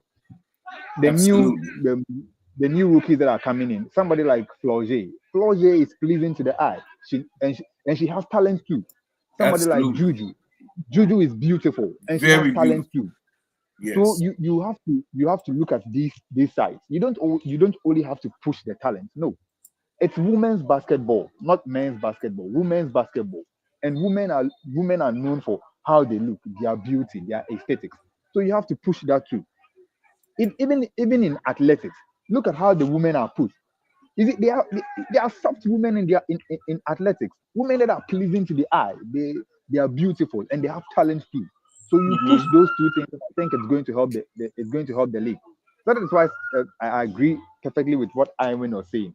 Angel is not only known for her basketball prowess. No, she's good. She's a good basketball player. But everything that Angel gets is mostly off the court. She's a Barbie. She dresses. She's girly. I mean, She puts on makeup, she puts on eyelashes, and all those things. Look at somebody like Anisha Shakira, Morrow. look, Shakira Austin. I mean Richardson. Shakira Richardson Richardson. You see changed it. Shakira Richardson. She changed everything around athletics. She came back after FloJo, because back in my time it was Flores Joyner. FloJo was beautiful, and she was absolutely she was drop dead gorgeous. You know, and now drop dead gorgeous. Shakira has changed a lot around athletics. Now everybody wants to do makeup. Everyone wants to do colored hair. Look at Anissa Morrow. Anissa Morrow is a talented basketball player, and she's pretty. Uncle J. She looks good on the eye, you see. So these are some of the things that the W have to do. They have to market both sides of the coin. They have two things that they can actually do. Unlike the men's basketball, which is normally about talent, the women's basketball has two things that they can market very well: aesthetics, what is pleasing to the eye, and then the talent aspect too. You can do that. You market both things, and then I think it's going to blow up. It's going to put people in the seat, just like Angel has been doing. I mean, she's getting all these deals because she's a girl's girl. She's a girly girl. I mean, she loves to do makeup. She loves to do her hair, and then get all these brand deals. So these are things that I think, if the W does, it's going to help them. I don't like the aspect whereby they are only marketing one player. It's like we are only taking a look at Caitlyn. Just as Irwin said, Caitlyn is not aesthetically pleasing to the eye, but she has a lot of talent, and that is what they are looking at. But when you look at the aesthetics too, somebody like Sophie Cunningham, I mean, it's a good pick for the Fever. They can use her to pull people into the seats too, because she's also pleasing to the eye. And then I think if the W does that, it's going to help. I mean, they can't always be looking at getting money from the men's side. No, they have to stand on their own. And these are the things that they can push: the beauty aspect, and then the talent aspect as well. And then I think it's going to help. Oh yeah. So listen, hey, Don Dale, tell them where you from. Yeah, I'm from Ghana. I'm in Ghana right now. You're in Ghana right now, right? Africa. This is my I'm man, in Ghana right now. man. He listened to us from Ghana. He's part of the Simply Ball Dropping family. He's one of my moderators. Don Deb is really, really honest, y'all, with what he's saying. He's looking. So listen, he's looking from another country. He's loving the WNBA from a whole nother country. And this is how much impactful. He's an Angel Reese fan. He's an Angel Reese fan, and this is the impact that Angel Reese has had across the whole entire world. Because, like, you know what I'm saying? No doubt, you know, there are fanatics, basketball fanatics like myself. I'm a basketball fanatic. I'm a ball, you know what I'm saying, a ball head, you know what I'm saying, what they would call it. But the thing is that at the end of the day, people want to see good basketball, but they also want to see beautiful women at the same time. If we are the main consumer of basketball for females, ain't no if we are. That's a fact. No, I know that. I'm just, you know what I mean? I'm just laying it out. I'm just laying it out. You know how I do it. I'm just laying it out. If we are, which we are, the main consumer of female basketball, there's certain things that has to be done by Kathy that she's not willing to do as of yet right now. We don't know how this year going to play out. But Kathy Engelberg got to get it together, because it's like, what are you waiting for? I mean, what is it? What is it that you need to see or hear in your head that the girls have to move forward past this rivalry? No, you don't have to win it off the rivalry. You could win it off of markability of those said players, because Asia is beautiful. Me, I think Asia is a pretty MF. Me personally, I love the way Asia looks as a woman. Lisa Leslie, I like tall women anyway. Yeah, Lisa Leslie was pretty. Lisa Leslie was a star. She still is. and still is. She was our star though, because we from the 90s, right? She was our star. You know what I mean? When I was in my 20s, Lisa Leslie was the Asia Wilson of that day. You feel what I'm saying? So you can market. A lot of people say, "Oh, you can't market Asia. Ain't nobody." No, that's just the Caitlin Clark fanatics that don't really want to keep it a buck like yourself, BD. You want to keep it a buck, and you want to talk about the main thing. The main thing is marketability and where these girls look. Yes, you do have Breanna Stewart's on the Liberty, right? But you also got Sabrina Nescu, which is beautiful. You got what I'm saying? Eleni, you know what I'm saying? Eleni Hamilton is gorgeous. You know what I mean? And she's a heterosexual woman, of course, right? She just had a baby, and you know they can market those people, but I don't think that it should be some type of disparity where because they have a sexuality thing. I don't think that causes any disparity. Me personally, Don Deb and BD, I don't think that it causes that. What it does, but what causes the disparity is the way they look. If Dana Taurasi wore her hair down, if Dana Taurasi looked and wore her clothes a certain way, like Angel, everybody want to see Angel and Asia get on the court.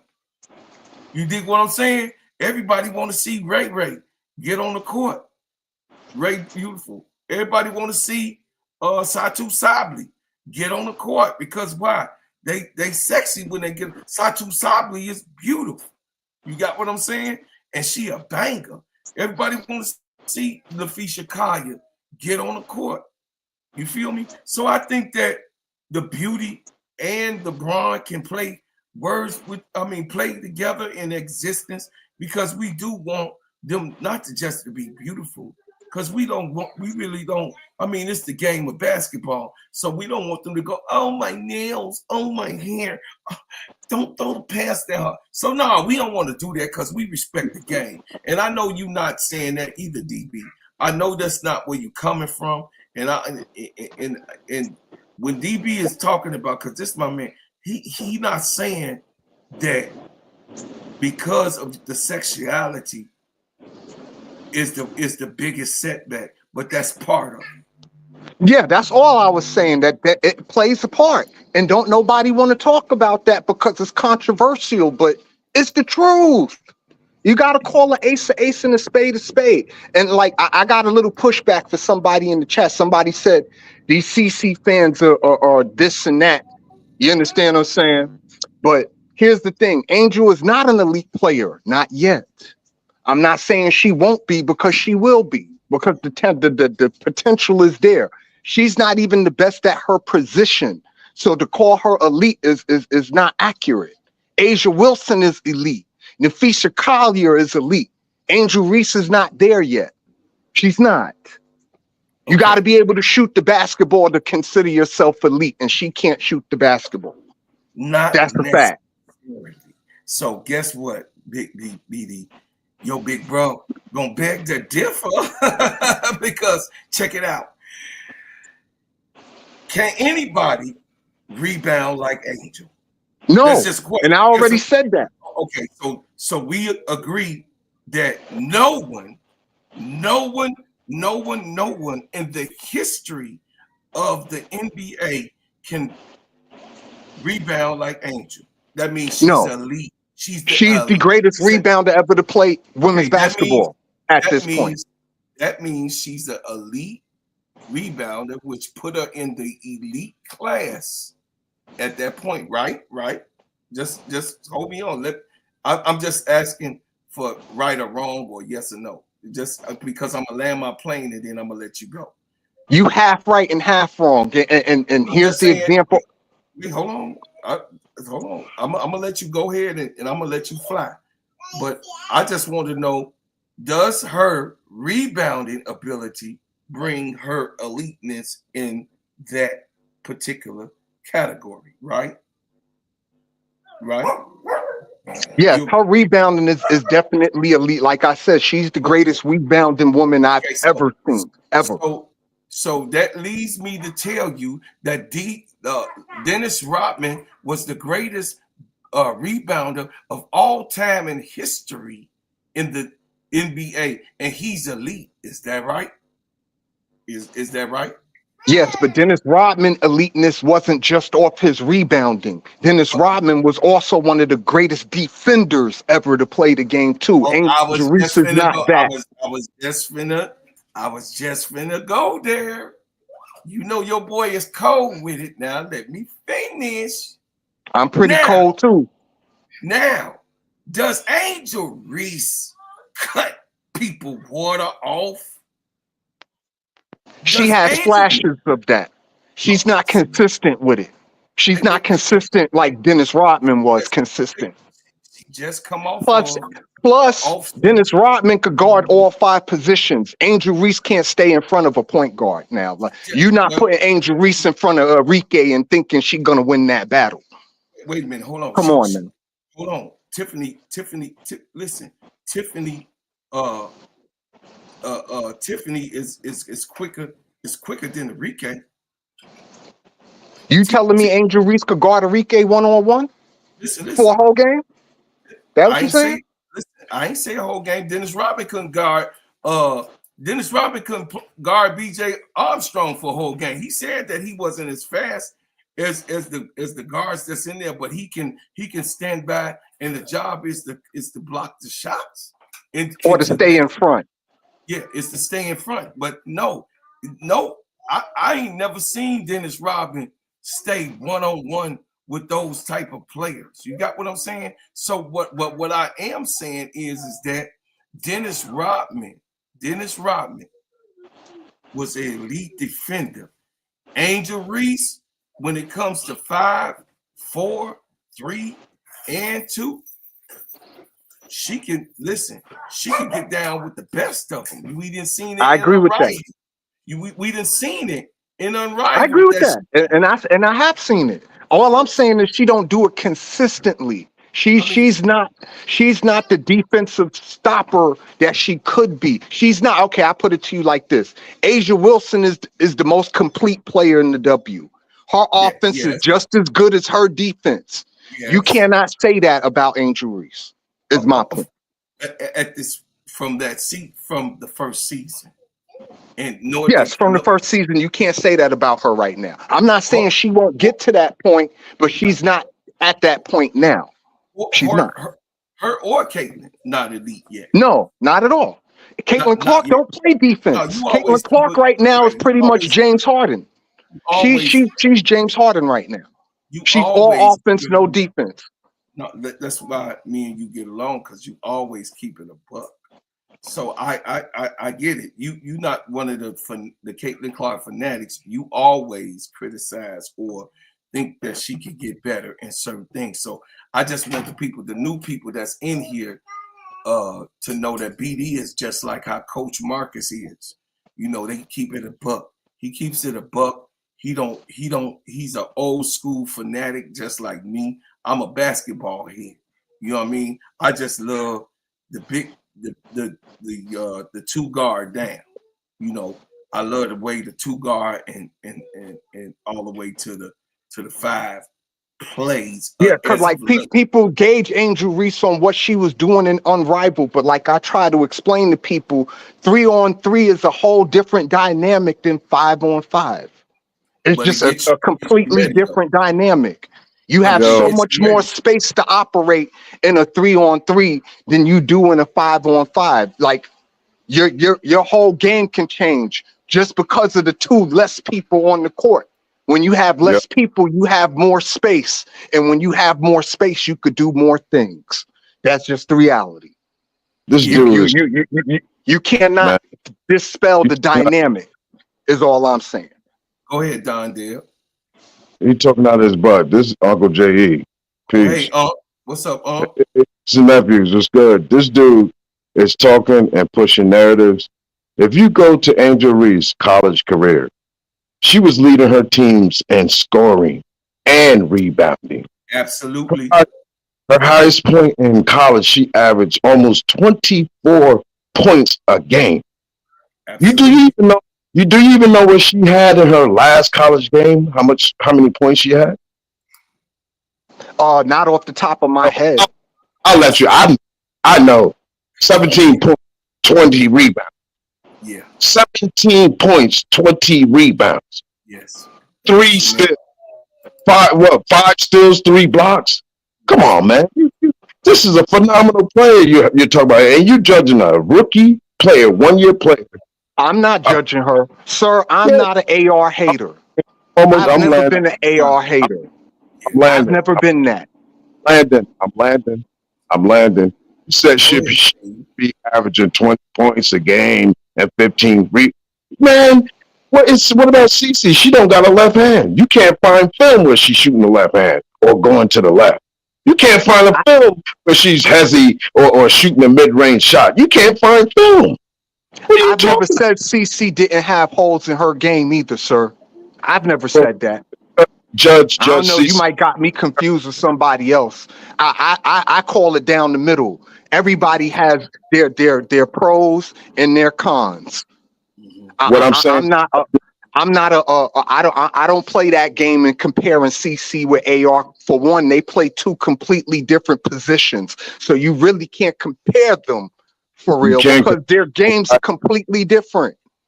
You know why you're gonna compare? Because Angel beat her for a championship. That's why you're gonna compare her.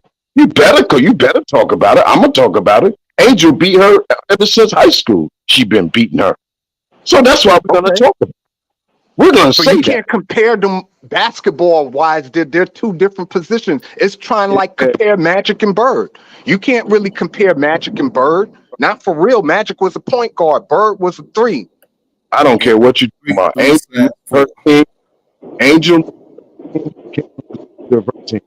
Caitlin lost. You know what Marjay said in her last podcast? If Angel didn't get hurt, we would repeat it. That's what Marjay said. So she know who was carrying that team, bro. You come and plus the college game is way more different than the pros anyway. It's a different game. Did you watch Angel in Maryland? You know Angel played like in Rival. She played just exactly how she played in Maryland.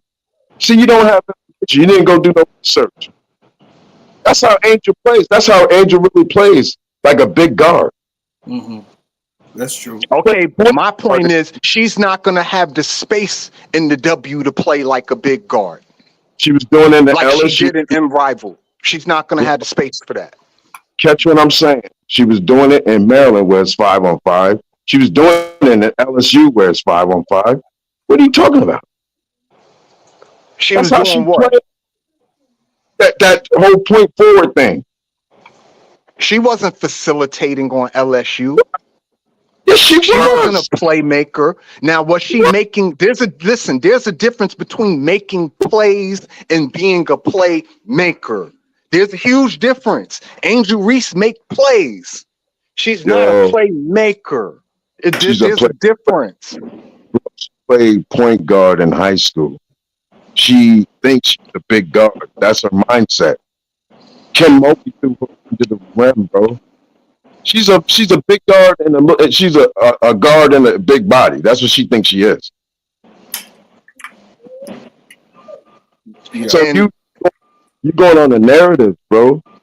Angel, I'm not going on the narrative. I go by what I see. I watch the games. I've been on Bro Claude panels, SBG panel, watching live games with these people. Like I'm not just talking just for the sake of talking. But did you go back? Talking about. Did you look at film of Angel from high school to now? Oh no! I listen. To be honest, I ain't looked at film of CC in high school. Like I'm not looking at high school film.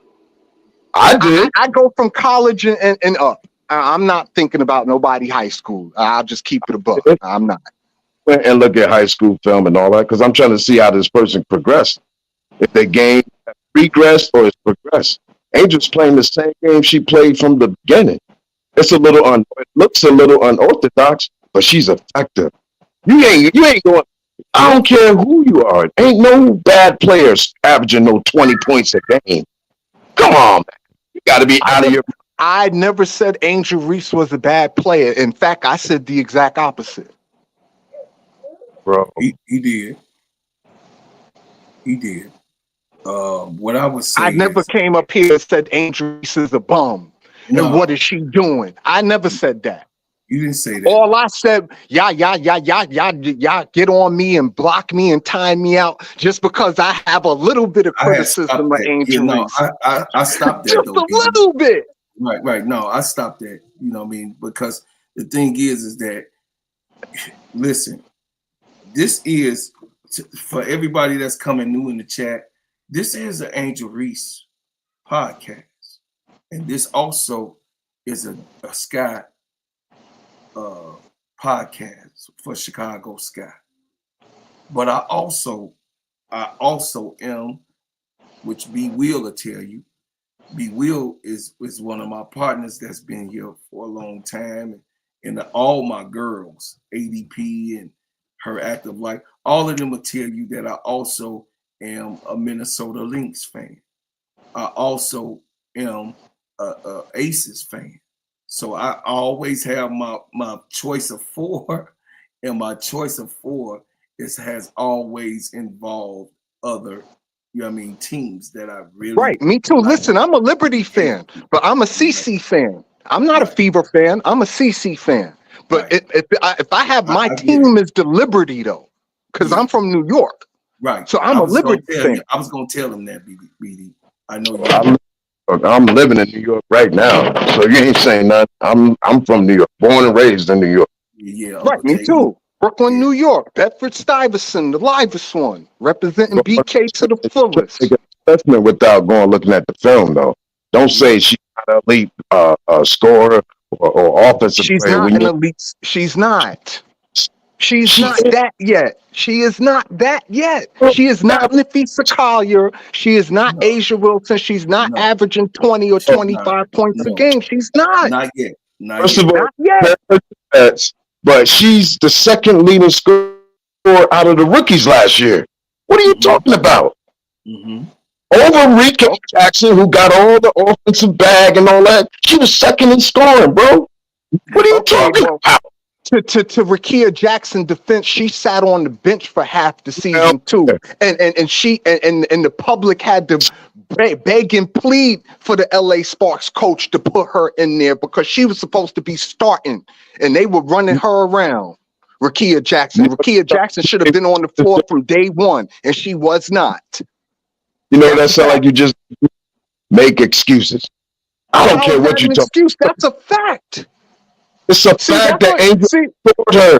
This is I don't care what you're talking about. You AR fans. Y'all, as soon as somebody got a little bit of criticism of her, now the sky is falling. Like y'all not watching basketball for real. Angel Reese does not have a real offensive skill set yet. Or at least she hasn't shown me that in the W.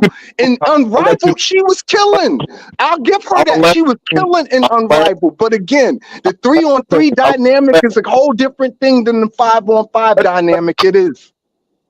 I'm gonna let you land clean. I let you land clean. I'm gonna land clean, bro. Okay, like, come on. I'll mute. We don't gotta do that. What I'm saying is, she was second in scoring out of the rookies. She outscored all those players that you think are real good offensive players. That's a fact. You can't take that back. I'm not making no excuses. If Rika would have outscored Angel, that's a fact. She outscored Angel. But the fact is, Angel was number 2 in the rookies in scoring. It's a fact that Angel sat and she was in the All-Star game. She sat to almost the end of the first quarter, came in and outscored everybody else who started before her as a rookie. Caitlin didn't have no points in the rookie game. Angel ended up with 10 points and 12 rebounds. What are you talking about? Caitlin didn't score. The one who was shooting the logo threes and all that. She had 0 points. Okay, so she had 0 points in one game, so now she's a crap player? Bro. Is that what you're saying? I'm coming with facts, bro. I'm saying Angel's more than just a rebounder. She's a great defender. She's always played defense. She always scored. She I led her stand on team. business. I stand on business on that. I stand on business on that. For as her defense is concerned, and this is where I was going, Uncle J. I'm sorry I cut you off. Go ahead, Uncle J. My bad. Now I land. This your show, Claude, bro, No, Claude. This your man, show. you know I love you though. So But cause go ahead. hey, you fly with me. So the thing is this, y'all. Me personally, me personally, Big D. Listen, BD, big listen, bro. The girl defense is elite.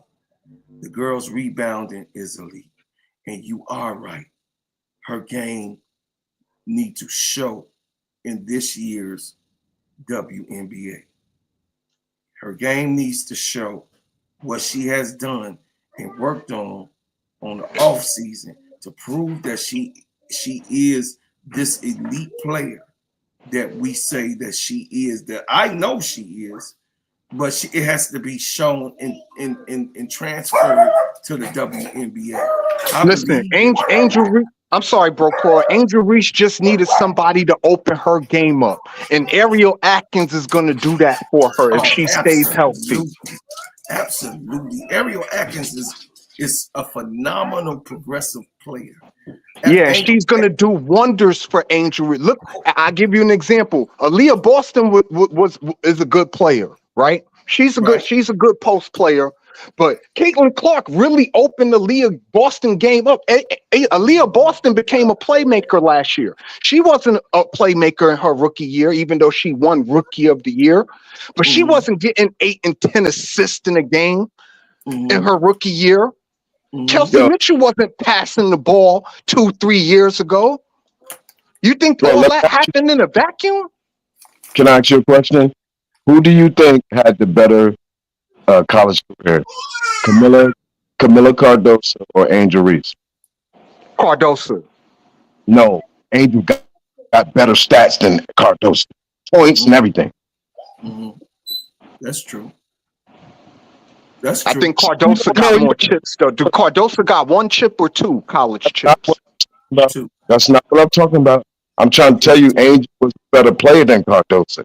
She I'm averaged saying more. statistically, Angel Right. produced more than Camilla produced. And that was because they predominantly depended on Angel to do the massive scoring in Maryland and at LSU. So what Uncle J.E. is trying to transfer to tell you though, BD, that they depended. Kim Mulkey, which you already know this part, BD.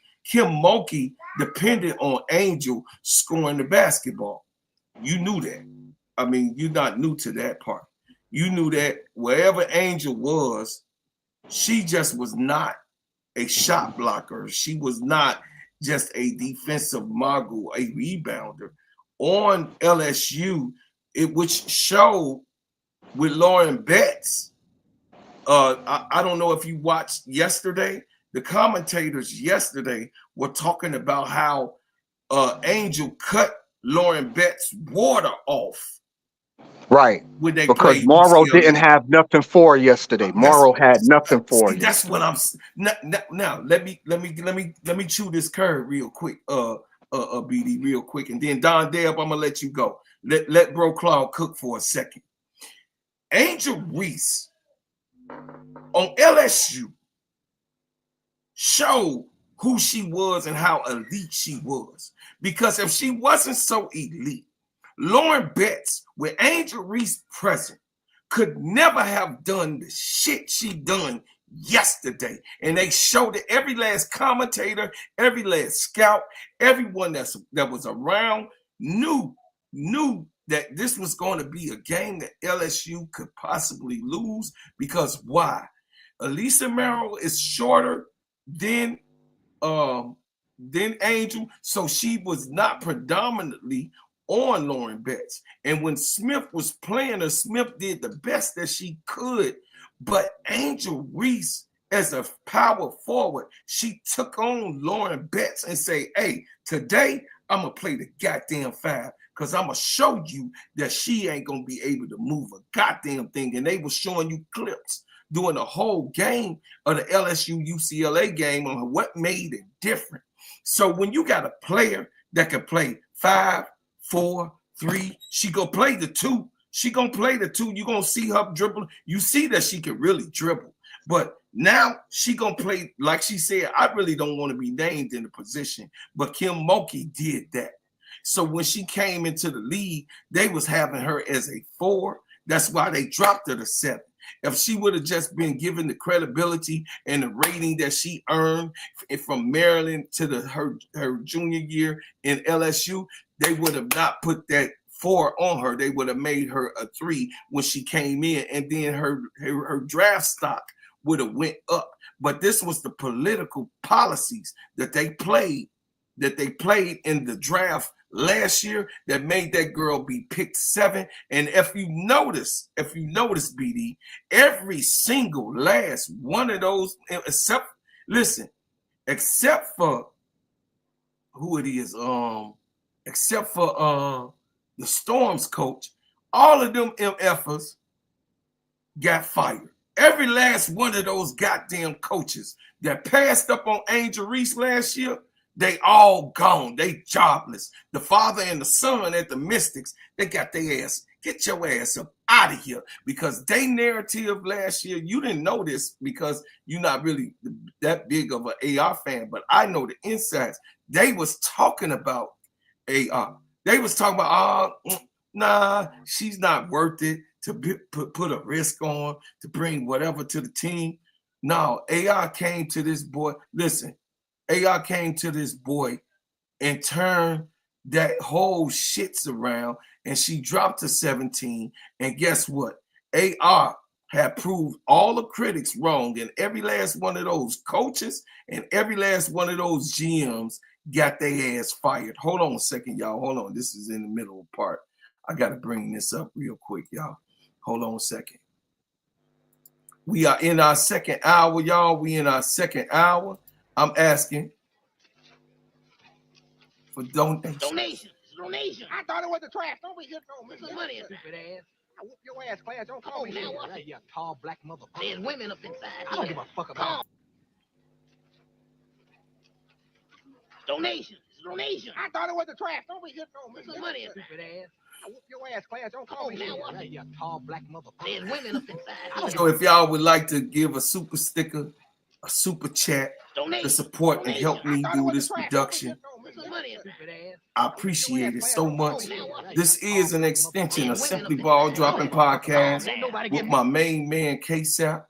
I appreciate he showed me the game, y'all. He showed me how to do this thing, man. He put me in the game. I appreciate y'all that's coming up, that pulled up on me.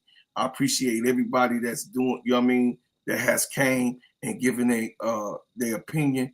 I just think that this is a safe place for anyone to say whatever they need to say and come here and get it off. I just want to be able, because, you know, the thing is that we really ain't been able to have a real conversation with people that really just love CC, and that's it. But I would say Coach Marcus and BD Sports, BD is definitely a true dude. He called it the way he sees it, honestly, and he didn't fall into and pertain into the narrative.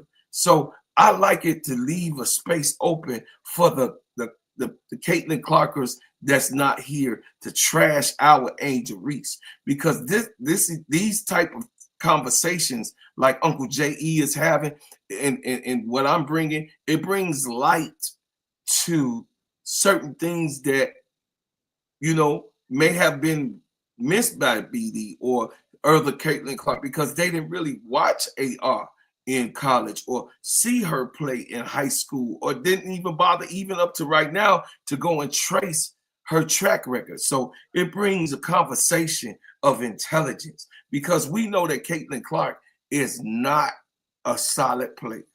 We know that AR right now, as of her season that passed by, is not a solid player yet. These are rookies. You got to give them grace.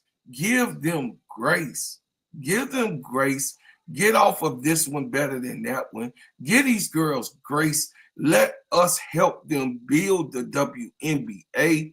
And I believe that the league, with all of these additions of teams and all of these college players that's coming out, they will have an opportunity to shine. And we won't be getting these players. And this is what I wanted to touch on too, Uncle J.E. and BD and Don Dale. I wanted to touch on, they're bringing in these players, the rookies, and they're cutting them.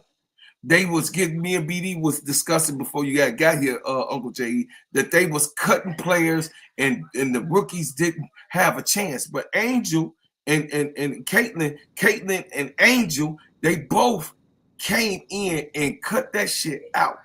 Look at what happened to Melissa Peely over there. She suffered in the links. And this is what Cheryl Reeves had done to a player. She a two-way player. She's a great rebounder. She can shoot the ball. She can play make, and she also can distribute it and pass. But Peely set her ass on the bench. But look at what she did in the AU games.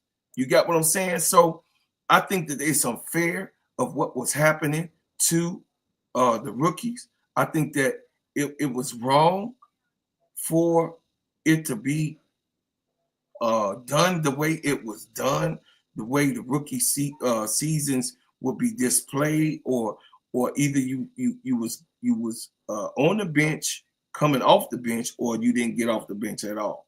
So that shit has changed. And we looking at a whole nother type of WNBA. It says Angel can facilitate. She can also set up offense, but she doesn't, because it was not required from her to do. Yes, Teaspoon was trying to figure that shit out. She just didn't figure that out quick enough, big girl. I love you, big girl. Thank you. Go ahead, Don Dale. Go ahead. Yeah, I have a little pushback on what BD was saying. I don't think what he said was wrong though, but I only feel that the elite part. Angel Reese is an elite basketball player. She's elite. I mean, that's what I said. Yeah, she is elite. Yeah. Yes. Was that? There are two sides. There are two sides of the court. You have offensive and then the defensive side of the court. Now there are players that are only good on the offensive side, but they are called elite. Caitlin Clark was giving assists. She was leading the league in assists. That was the offensive side. But on the defensive side, Caitlin Clark is a cone. So do you say Caitlin is not elite? No, she's elite. She's good at what she does. Now Angel is good at what she does, rebounding. Nobody rebounds the ball better than Angel Reese, both men and women's basketball. That is a skill that you have to get. I mean, they say, why don't you box her out? You try and box her out, but you can't. It is just a skill that she has. And now she's also good on defense. She's a good defender. So that is an aspect of the game that she's good at. And she's elite. She's good at what she does. Now look at Unrivaled. She goes into Unrivaled, plays with some of the best players in the league, and then she wins DPOY. She wins Defensive Player of the Year. That is elite. No bad player plays and then wins Defensive Player of the Year. No, it doesn't happen. You have to be elite to win something like that. You have to be elite to be picked amongst your peers as the best at a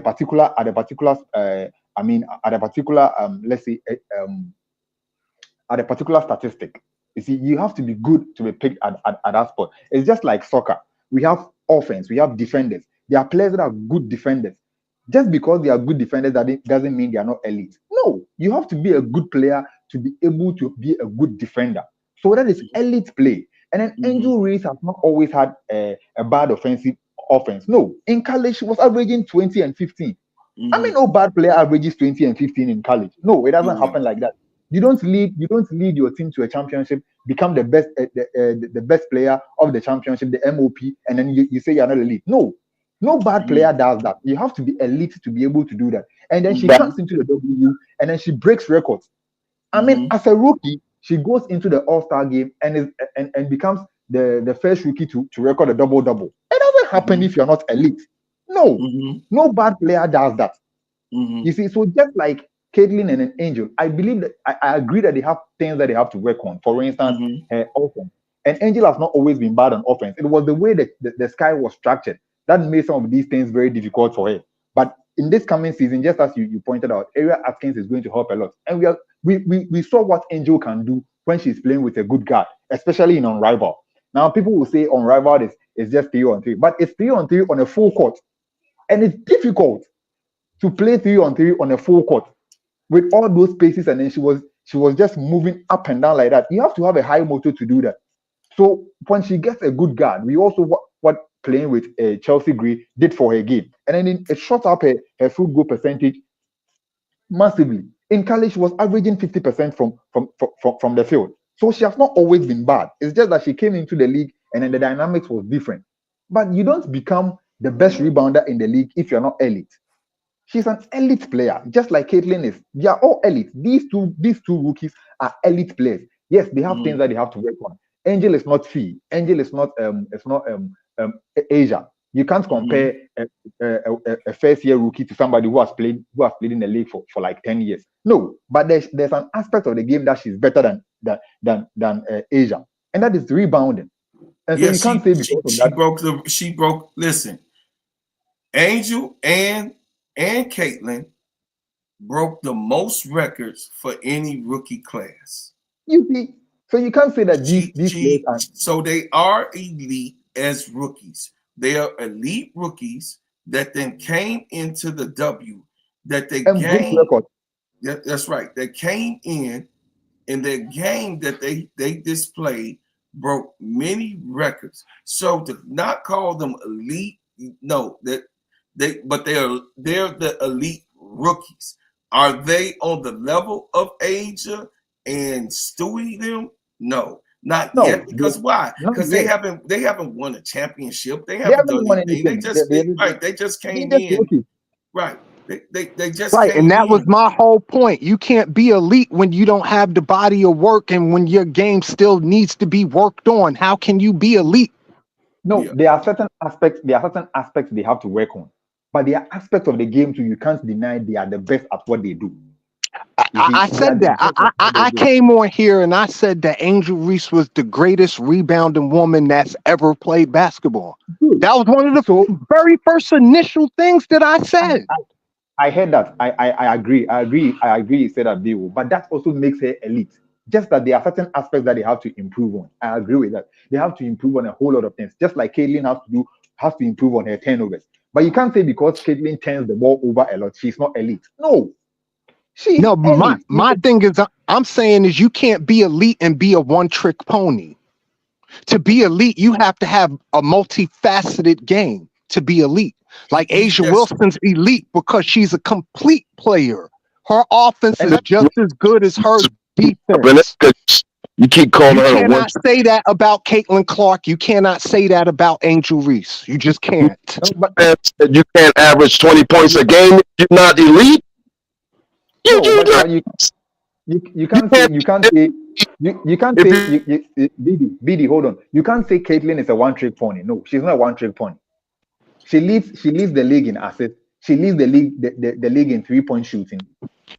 I mean that is not a one-trick pony player. That's not a one-trick pony player. Angel Reese leads the league in rebounds. She's an elite defender. That is not a one-trick pony player. Now you can't average 20 points in college, 20 points on the average, and then say you're not elite. And then Angel Reese is a good defender. She's not an elite defender. Asia Wilson is an elite defender. There's a difference, bro. I agree. But when you're comparing them to players like Asia, they are on a different level. I mean, these are players that have been in the league for like 10 years and over. It will take time. It will take time for them to get to that range. But now, currently, basing them on what they have done in the league, you can also put them in that bracket of elite players, because no rookie comes into the league and then breaks records and breaks the kind of records these two ladies were breaking in the league. No, they broke records that have stood for over 10 years, 15 years, 20 years. They came and then they broke those records. You have to be elite to be able to do some of these things. These two players go into the All-Star game and then one leads in assists and then one leads in double-double. I mean, it doesn't just happen like that if you're not elite. So I agree. There are things that they have to work on. That is true. There are things that they have to work on. But they came into the league and set a whole lot of records. And so for me, they are elite at what they do, but they still have things that they are going to work, and it's only going to get better for them as they improve their game. That is all I want to say. And one other thing, Cardoso was picked number 3. She only averaged 8.9 points or something like that. Angel averaged almost 14 points a game, bro. Like, I don't get why you said she's a one-trick pony. She has to work the offensive game, yeah, but she's. I wasn't specifically talking about Angel Reese being a one-trick pony. I'm saying in general, you cannot be a one-trick pony and be considered elite. Everybody else can land, but I make sense. That's why you let me land. I understand. But you can't be a one-trick pony averaging 14 points a game as a rookie. If Caitlin didn't win the Rookie of the Year, Angel was going to win that Rookie of the Year. She had 27 double-doubles. You got 44 games. She had 27 double-doubles. She had 15 in a row. Reese had an amazing season last year. I never said that she did not. Again, I did never say that Angel Reese was a bum. Y'all coming at me like I just sat here and just was bashing Angel Reese like she trash. I never said that. You never said that. That is true. You never said that. You never said more than just rebound and defense. She's more than that. That is you true. Can't go by the narratives where those two, Caitlin and Angel, they are elite players. They are yes, they have things that they have to work on, but I think from we are grading players that are elite, I mean, you can consider them as players that are elite. Once you come into a league and then you break records that have been standing for 10 years, 20 years, I mean, that is elite play. If it was that easy, everybody should be doing it. Just as Angel said, it was that easy to get consecutive double-doubles. It was that easy for everybody to be getting double-doubles. Everybody should be getting it. I mean, one of the veterans said in a podcast that she had that she had. She's like, when I go into a game with Angel, I'm going to get I feel I'm going to get rebounds. But I look up and I see Angel 21 rebounds. I'm like, whoa, she is a vet. She is a vet. And then she sees a rookie getting 21 rebounds. It's like, what happened? So they know the kind of players that these two ladies are. They know. If it's easy to get 20 rebounds in a game, everybody should be doing it. If it's easy to be getting double-doubles, consecutive double-doubles, everybody should be doing it. But it's not everybody that does that. You have to be elite to be able to do something. I'll put it to you like this. If you take Asia Wilson's double-doubles and you compare them to Angel Reese's double-doubles, I'll take Asia Wilson 10 times out of 10. I'd rather a 20-10 person than a 14-13 person. You see, because yes, honestly, I would also take that because Asia has been in the league for a very long time. She hasn't been in the league for a very long time. She's been in the league 5-6 years. That's not a long time. 6 years is a long time to be 6 years is a vet. You are a veteran in the league. 6 years is a vet. If you've been in the league for 5 years, 6 years, you are a vet. I mean, that is a long time to hone certain skills. That is a long time to get certain experiences. You see, so I will take Asia Wilson's double-doubles because she's been in the league for that number of years. Okay, and that is great. That is great to be able to do what Asia is doing. It's great. It's elite. You've been in the league for 6 years. You should be able to hone some of these skills. But for Angel and then Caitlin to be doing what they are doing in year one, please, that is something else. I agree with you. What they did in their rookie years was phenomenal. In fact, what they did was so phenomenal is that now you're going to have rookies starting to play. And that's what I really love, because I've been watching the W from its inception, and I remember a time when rookies did not play at all, period. So to see the rookies playing, just that in itself is a win. Hey, for the fact check, Asia Wilson played 7 years. She's been in since 2018. So Asia Wilson, for fact checking, has been in the league for 7 years. Okay, so I was off. And I mean, that's like picking at hairs at that point. And I understand, like, we in the ballpark. That's like picking at hairs for, what I mean, to argue down 1 year. But I feel you, bro, Clark. No, I'm just saying. You already know. Yeah, you want to be exact, you want to be correct, because some people is real analytical about things, Very, very much so. Because you know how they come. I'm saying, Wody Mac, you know how they criticize our show. You know what I'm saying? So you say 2 weeks and it was 2.5 weeks, and they be like, "Oh, it was 2 weeks. How you added 3 days?" I can't make it up because right, that part. They say that. I was in the ballpark, so that's all that matters. Yeah, but just for the people that look, BD, that a lot of people, that they don't come into the chat. They very analytical, and me and Wody Mac, as we've been running shows, they get in there, and, you know what I mean? It's a correction, you know what I'm saying? Because we got very analytical people that does watch the show. And then they also depend on me giving the facts. And the facts of the matter is that what I think, BD, is that this just my perspective. Is no way nobody can make someone feel or agree on what they feel. I'm old school, just like everybody pretty much that's on this panel. But from my opinion, in my perspective, Michael Jordan was elite when he came to the pros. Did he have a lot to work on? Hell yeah, Mike had a lot to work on. He was not complete. As much as they say he complete, I saw it with my own eyes. When he came into the league and everything, because I was patenting my game after Isaiah Thomas, but I quickly changed it. 2 years after Mike got into the league. That was, like I said, 2 years after. So when he came in 83, by 85, and I was playing in my my sophomore year, wow. I changed my game up to start corralling the ball and doing the things that Mike was doing when I was playing high school ball. You got what I'm saying? That's how much influence he was. But was he an elite player? Yes, he was, because he did one thing great at the time, and that was the score. Okay, so was he the best defender? No, but could he play defense? Yes. Was he the best passer? No, because Mike barely passed the ball when he came to the league. Right, but he wasn't trying to pass anything. But was he an elite scorer? Yes. So did that make him elite? All you have to do is, BD, what you knew even in our years, you had to do one thing greater than everybody else to be called elite. That has changed over the years. I don't know why. I played ball. A specialist. Yeah. The term because you have specialists now. That's why it's changed. Yeah. Well, it's the same thing as being, I think, like being elite. That's old school like me. You ain't gonna get past me. If they do one thing elite, makes them an elite player, because no one in the world can do what they do.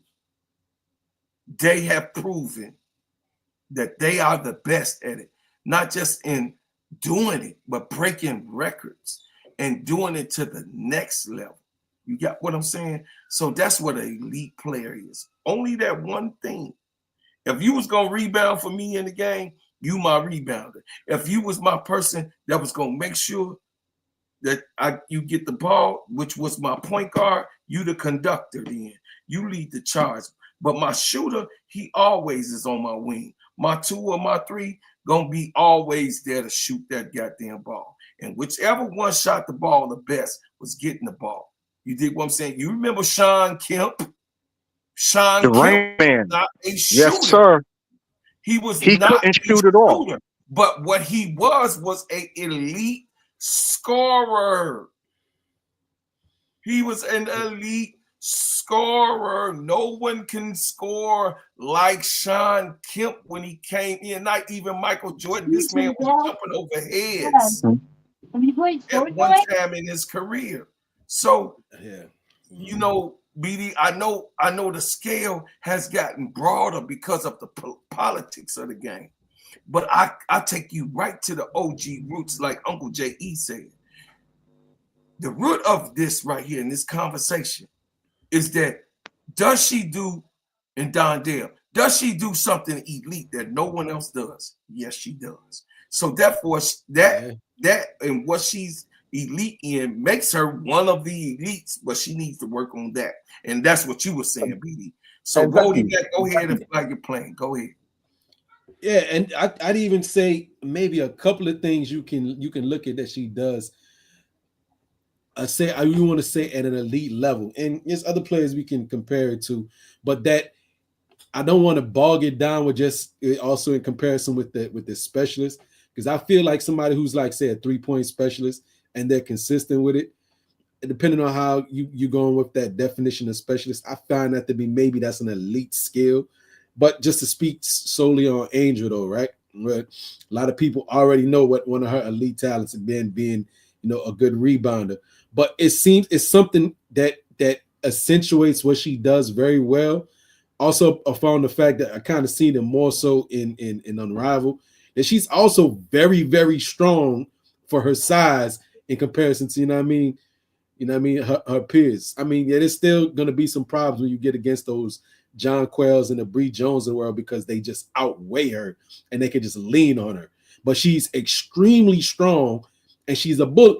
And some people don't like the term bully, but you understand in the term. She's a bully in that block. She's extremely strong for her size, so that also kind of facilitates what she does very well. So I would say she's like she's elite at positioning. She's got an elite strength for her height and size, right?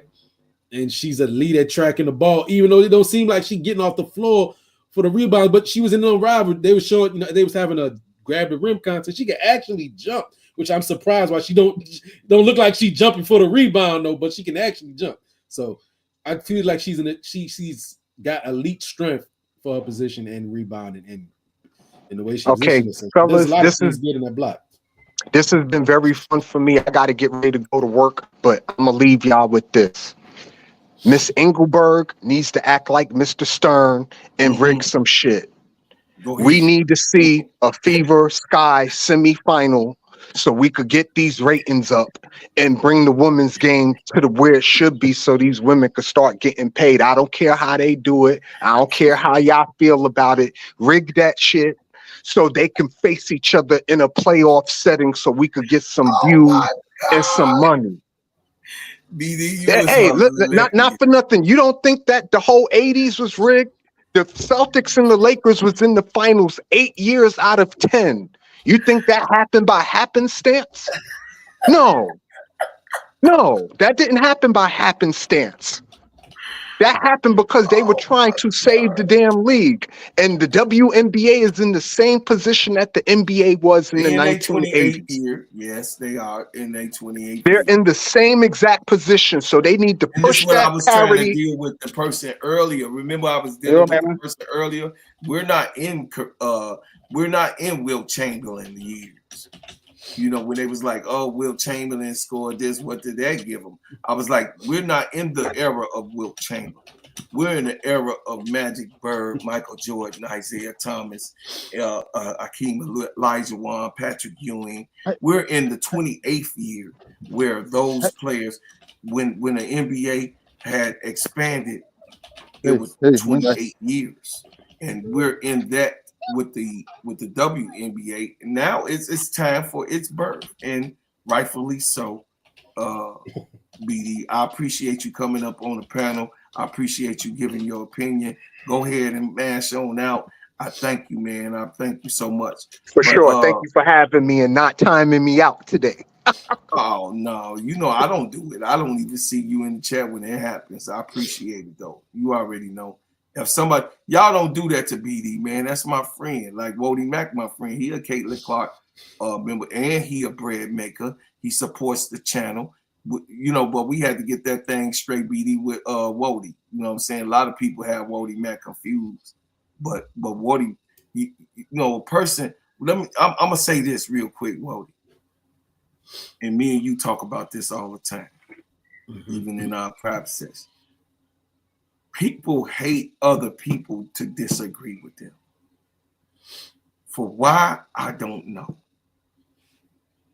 Why do people feel like whatever they say is end all be all? It's your opinion. It's the way you see things. You should be, this is America. We are free. We are free to be who we want to be, no matter what. So in this American society, we should be able to understand or be able to have it in our brain and suck up that, hey, everybody is not a thinker like me. Everybody don't believe in things like me. And it's okay that everybody is different. Uncle J.E. don't see the game completely like I see it, and I completely don't see the things that Uncle J.E. see it because he older than me. So some of the stuff Uncle J.E. be like, nah, that's soft. Nah. You know what I'm saying? Uncle J.E. be like, nah. You dig what I'm saying? Because he a hard-nosed, old-school cat. You feel what I'm saying? So if you got a different opinion, that's fine. That's what make it so beautiful. And that's why my show is growing the way it's growing.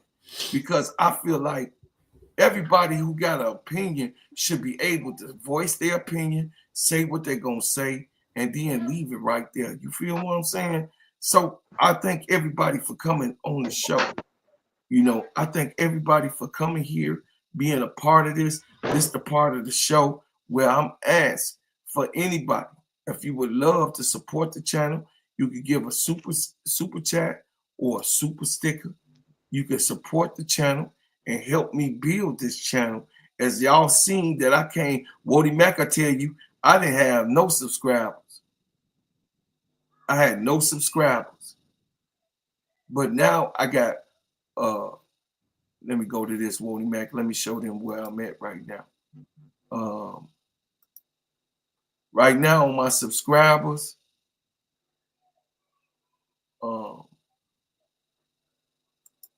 my subscribers is here. I'm gonna pull it up, y'all. The computer going real slow. My subscribers right now, my subscribers are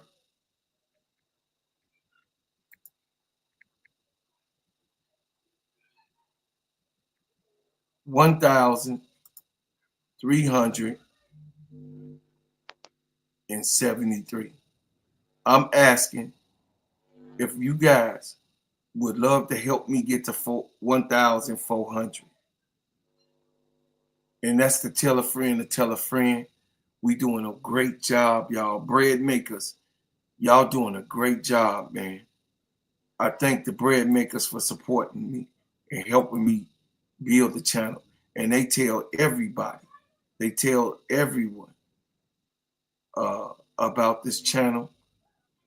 I appreciate all my bread makers that's up in here. You know, thank you, man, for supporting what I'm doing.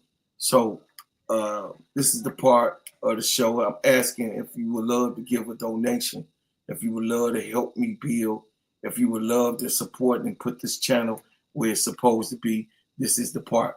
Here comes the money. Here we go. Money talk. Here comes the money.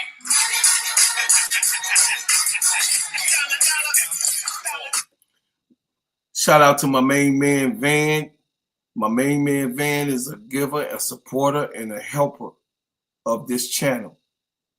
We connected for so long, and I appreciate it, man, for you coming here and coming being a part of my community and what we doing in Simply Ball Dropping Podcast.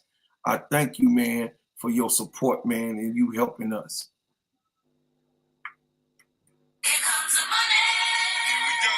Money talk. Here comes the money.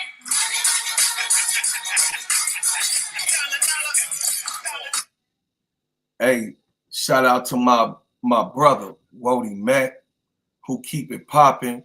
It says continue growth and success. Me and Wody, it was just me, Wody, and a couple others that started this channel, you know what I mean, from one. and I appreciate it, man. What y'all have done for me and helped me, man. Because you don't have to be here, and you are, and I thank you. I'm appreciative if it's only, you know what I mean, 2 people in the chat. You know what I'm saying? I really was appreciative of that, and I thank you for that. You did not have to come, and you here. Here comes the money. Here we go. Money talk. Here comes the money. Money, money, money. Shout out to my main man, BD. Y'all better not be cutting BD, y'all. Hey, BD, but you ain't gonna play with my big girl, because my big girl and my Tiffany Cole and my T Camilla, oh, they gonna get you, boy. They not gonna play. Hey, my little sister's gonna get you. They ain't gonna play. I'll cut your water off. So I appreciate y'all. I thank y'all, man. Please understand that at the end of the day, your opinion is your opinion. Do not make nobody else feel like they wrong. We can agree to disagree. We can agree to disagree. And that's all right. That's okay. We can agree to disagree. And if we got different points of view, if we got a different point of view, fine. That's all right. But that don't make it end all be all. That don't make what you saying and what you got in your head, that don't mean that it's end all be all, because that's the way you feel. Other people feel like something else. Because I beg to differ. I definitely will beg to differ. You know what I'm saying? And this is what makes the show magic, man. All of y'all that's here in the chat that support and help build and was here to construct and preserve the channel, and really knew that my mission was to grow the channel, and for us as a people to come together on even, you know what I'm saying, a disagreement, we can come to and let bygones be bygones. And this is what it's all about. Hey, y'all, I want y'all to support my show on Wednesdays, Thursdays, and Fridays. Wednesdays, Thursdays, and Fridays, I start recording at 11 a.m. to 12 p.m. This is my show called My Crash Out Room. The Crash Out Room, you can come in and crash the hell out with the gingerbread man, because I beg to differ. I'm a beg to differ on a whole bunch of shit that I don't agree with that's up inside of my room. You got what I'm saying? Also, support the Full Court Trio with Simply Ball Dropping Networks with Bro Claw, Keisha, and K-Sap. I appreciate y'all, and I thank y'all so much, man, to come and support what we doing here. Also, y'all, that's right. Hey, look, production is going on with the Players Club. This is me and Sister Keisha, y'all. Me and Sister Keisha, you will see us this evening as we call and cover the games this evening. We will call and cover all the rest of the college games for the March Madness. We're going to come to the Players Club, relax, have your cigar, your martini, however you want to do it. We're going to do it just like that and have fun. And then last but not least, on my production scene, you will see me and my baby niece B. Me and B, we gonna have good times with the Chicago connection. And we connect about and talk about Chicago Bulls, Chicago Sky, Chicago Cubs, Chicago Bears, Chicago White Sox, and the Blackhawks. That's right. We're going to cover all the Chicago sports, even the Chicago Fire, which is a soccer team in Chicago, because I love soccer. I really do love the football Don Dab. I love football Don Dab. So the thing is that definitely I want to show y'all what I'm working on and where I am. You know what I'm saying? I really appreciate everybody that's in the chat. I appreciate everybody that came out. Go to Bread House Butters, breadhousebutters.com. Go to breadhousebutters.com, and you could get the baddest product on planet Earth, man, that your boy make heal good, feel good, smells good. It is an awesome product. Bread House Butters, sheen, shine, heal, treat. And it removes all marks, all blemishes, all rashes, all bruises, eczema, psoriasis. You know what I'm saying? You're going to love it, love it, love it. This is my product. It's a beautiful product. It's a product that is owned by me, produced by me. And I'm telling y'all straight up that if you ever need the product for your skin, by the grace of God, your brother has been able to produce a product that can moisturize, condition, and develop your skin. Here you go, y'all. This is the shea butter. Order it. I will get it to you in 5 to 7 business days. I'll make sure you have your butter and the essential oils that's in it. You're going to love it, man. Listen, the Bread House Butter is at Bread House Butters and Essentials. Our mission is to create high quality, handcrafted body products to cater to the device skin cares, needs, and all individuals, inspired by our family's journey to find effective solutions for the various skin conditions. We are dedicated to promoting healthy, glowing skin for all. Yes. So we are here to produce a product that you can absolutely be proud of. It's Black owned, it's independent, it's my product. I thank y'all for supporting it. Get your order in, and I'll definitely get it right to you. Also, download my music on every single platform. Like I said before, support the channel. You can do it on a super chat or a super sticker. I appreciate it very, very much.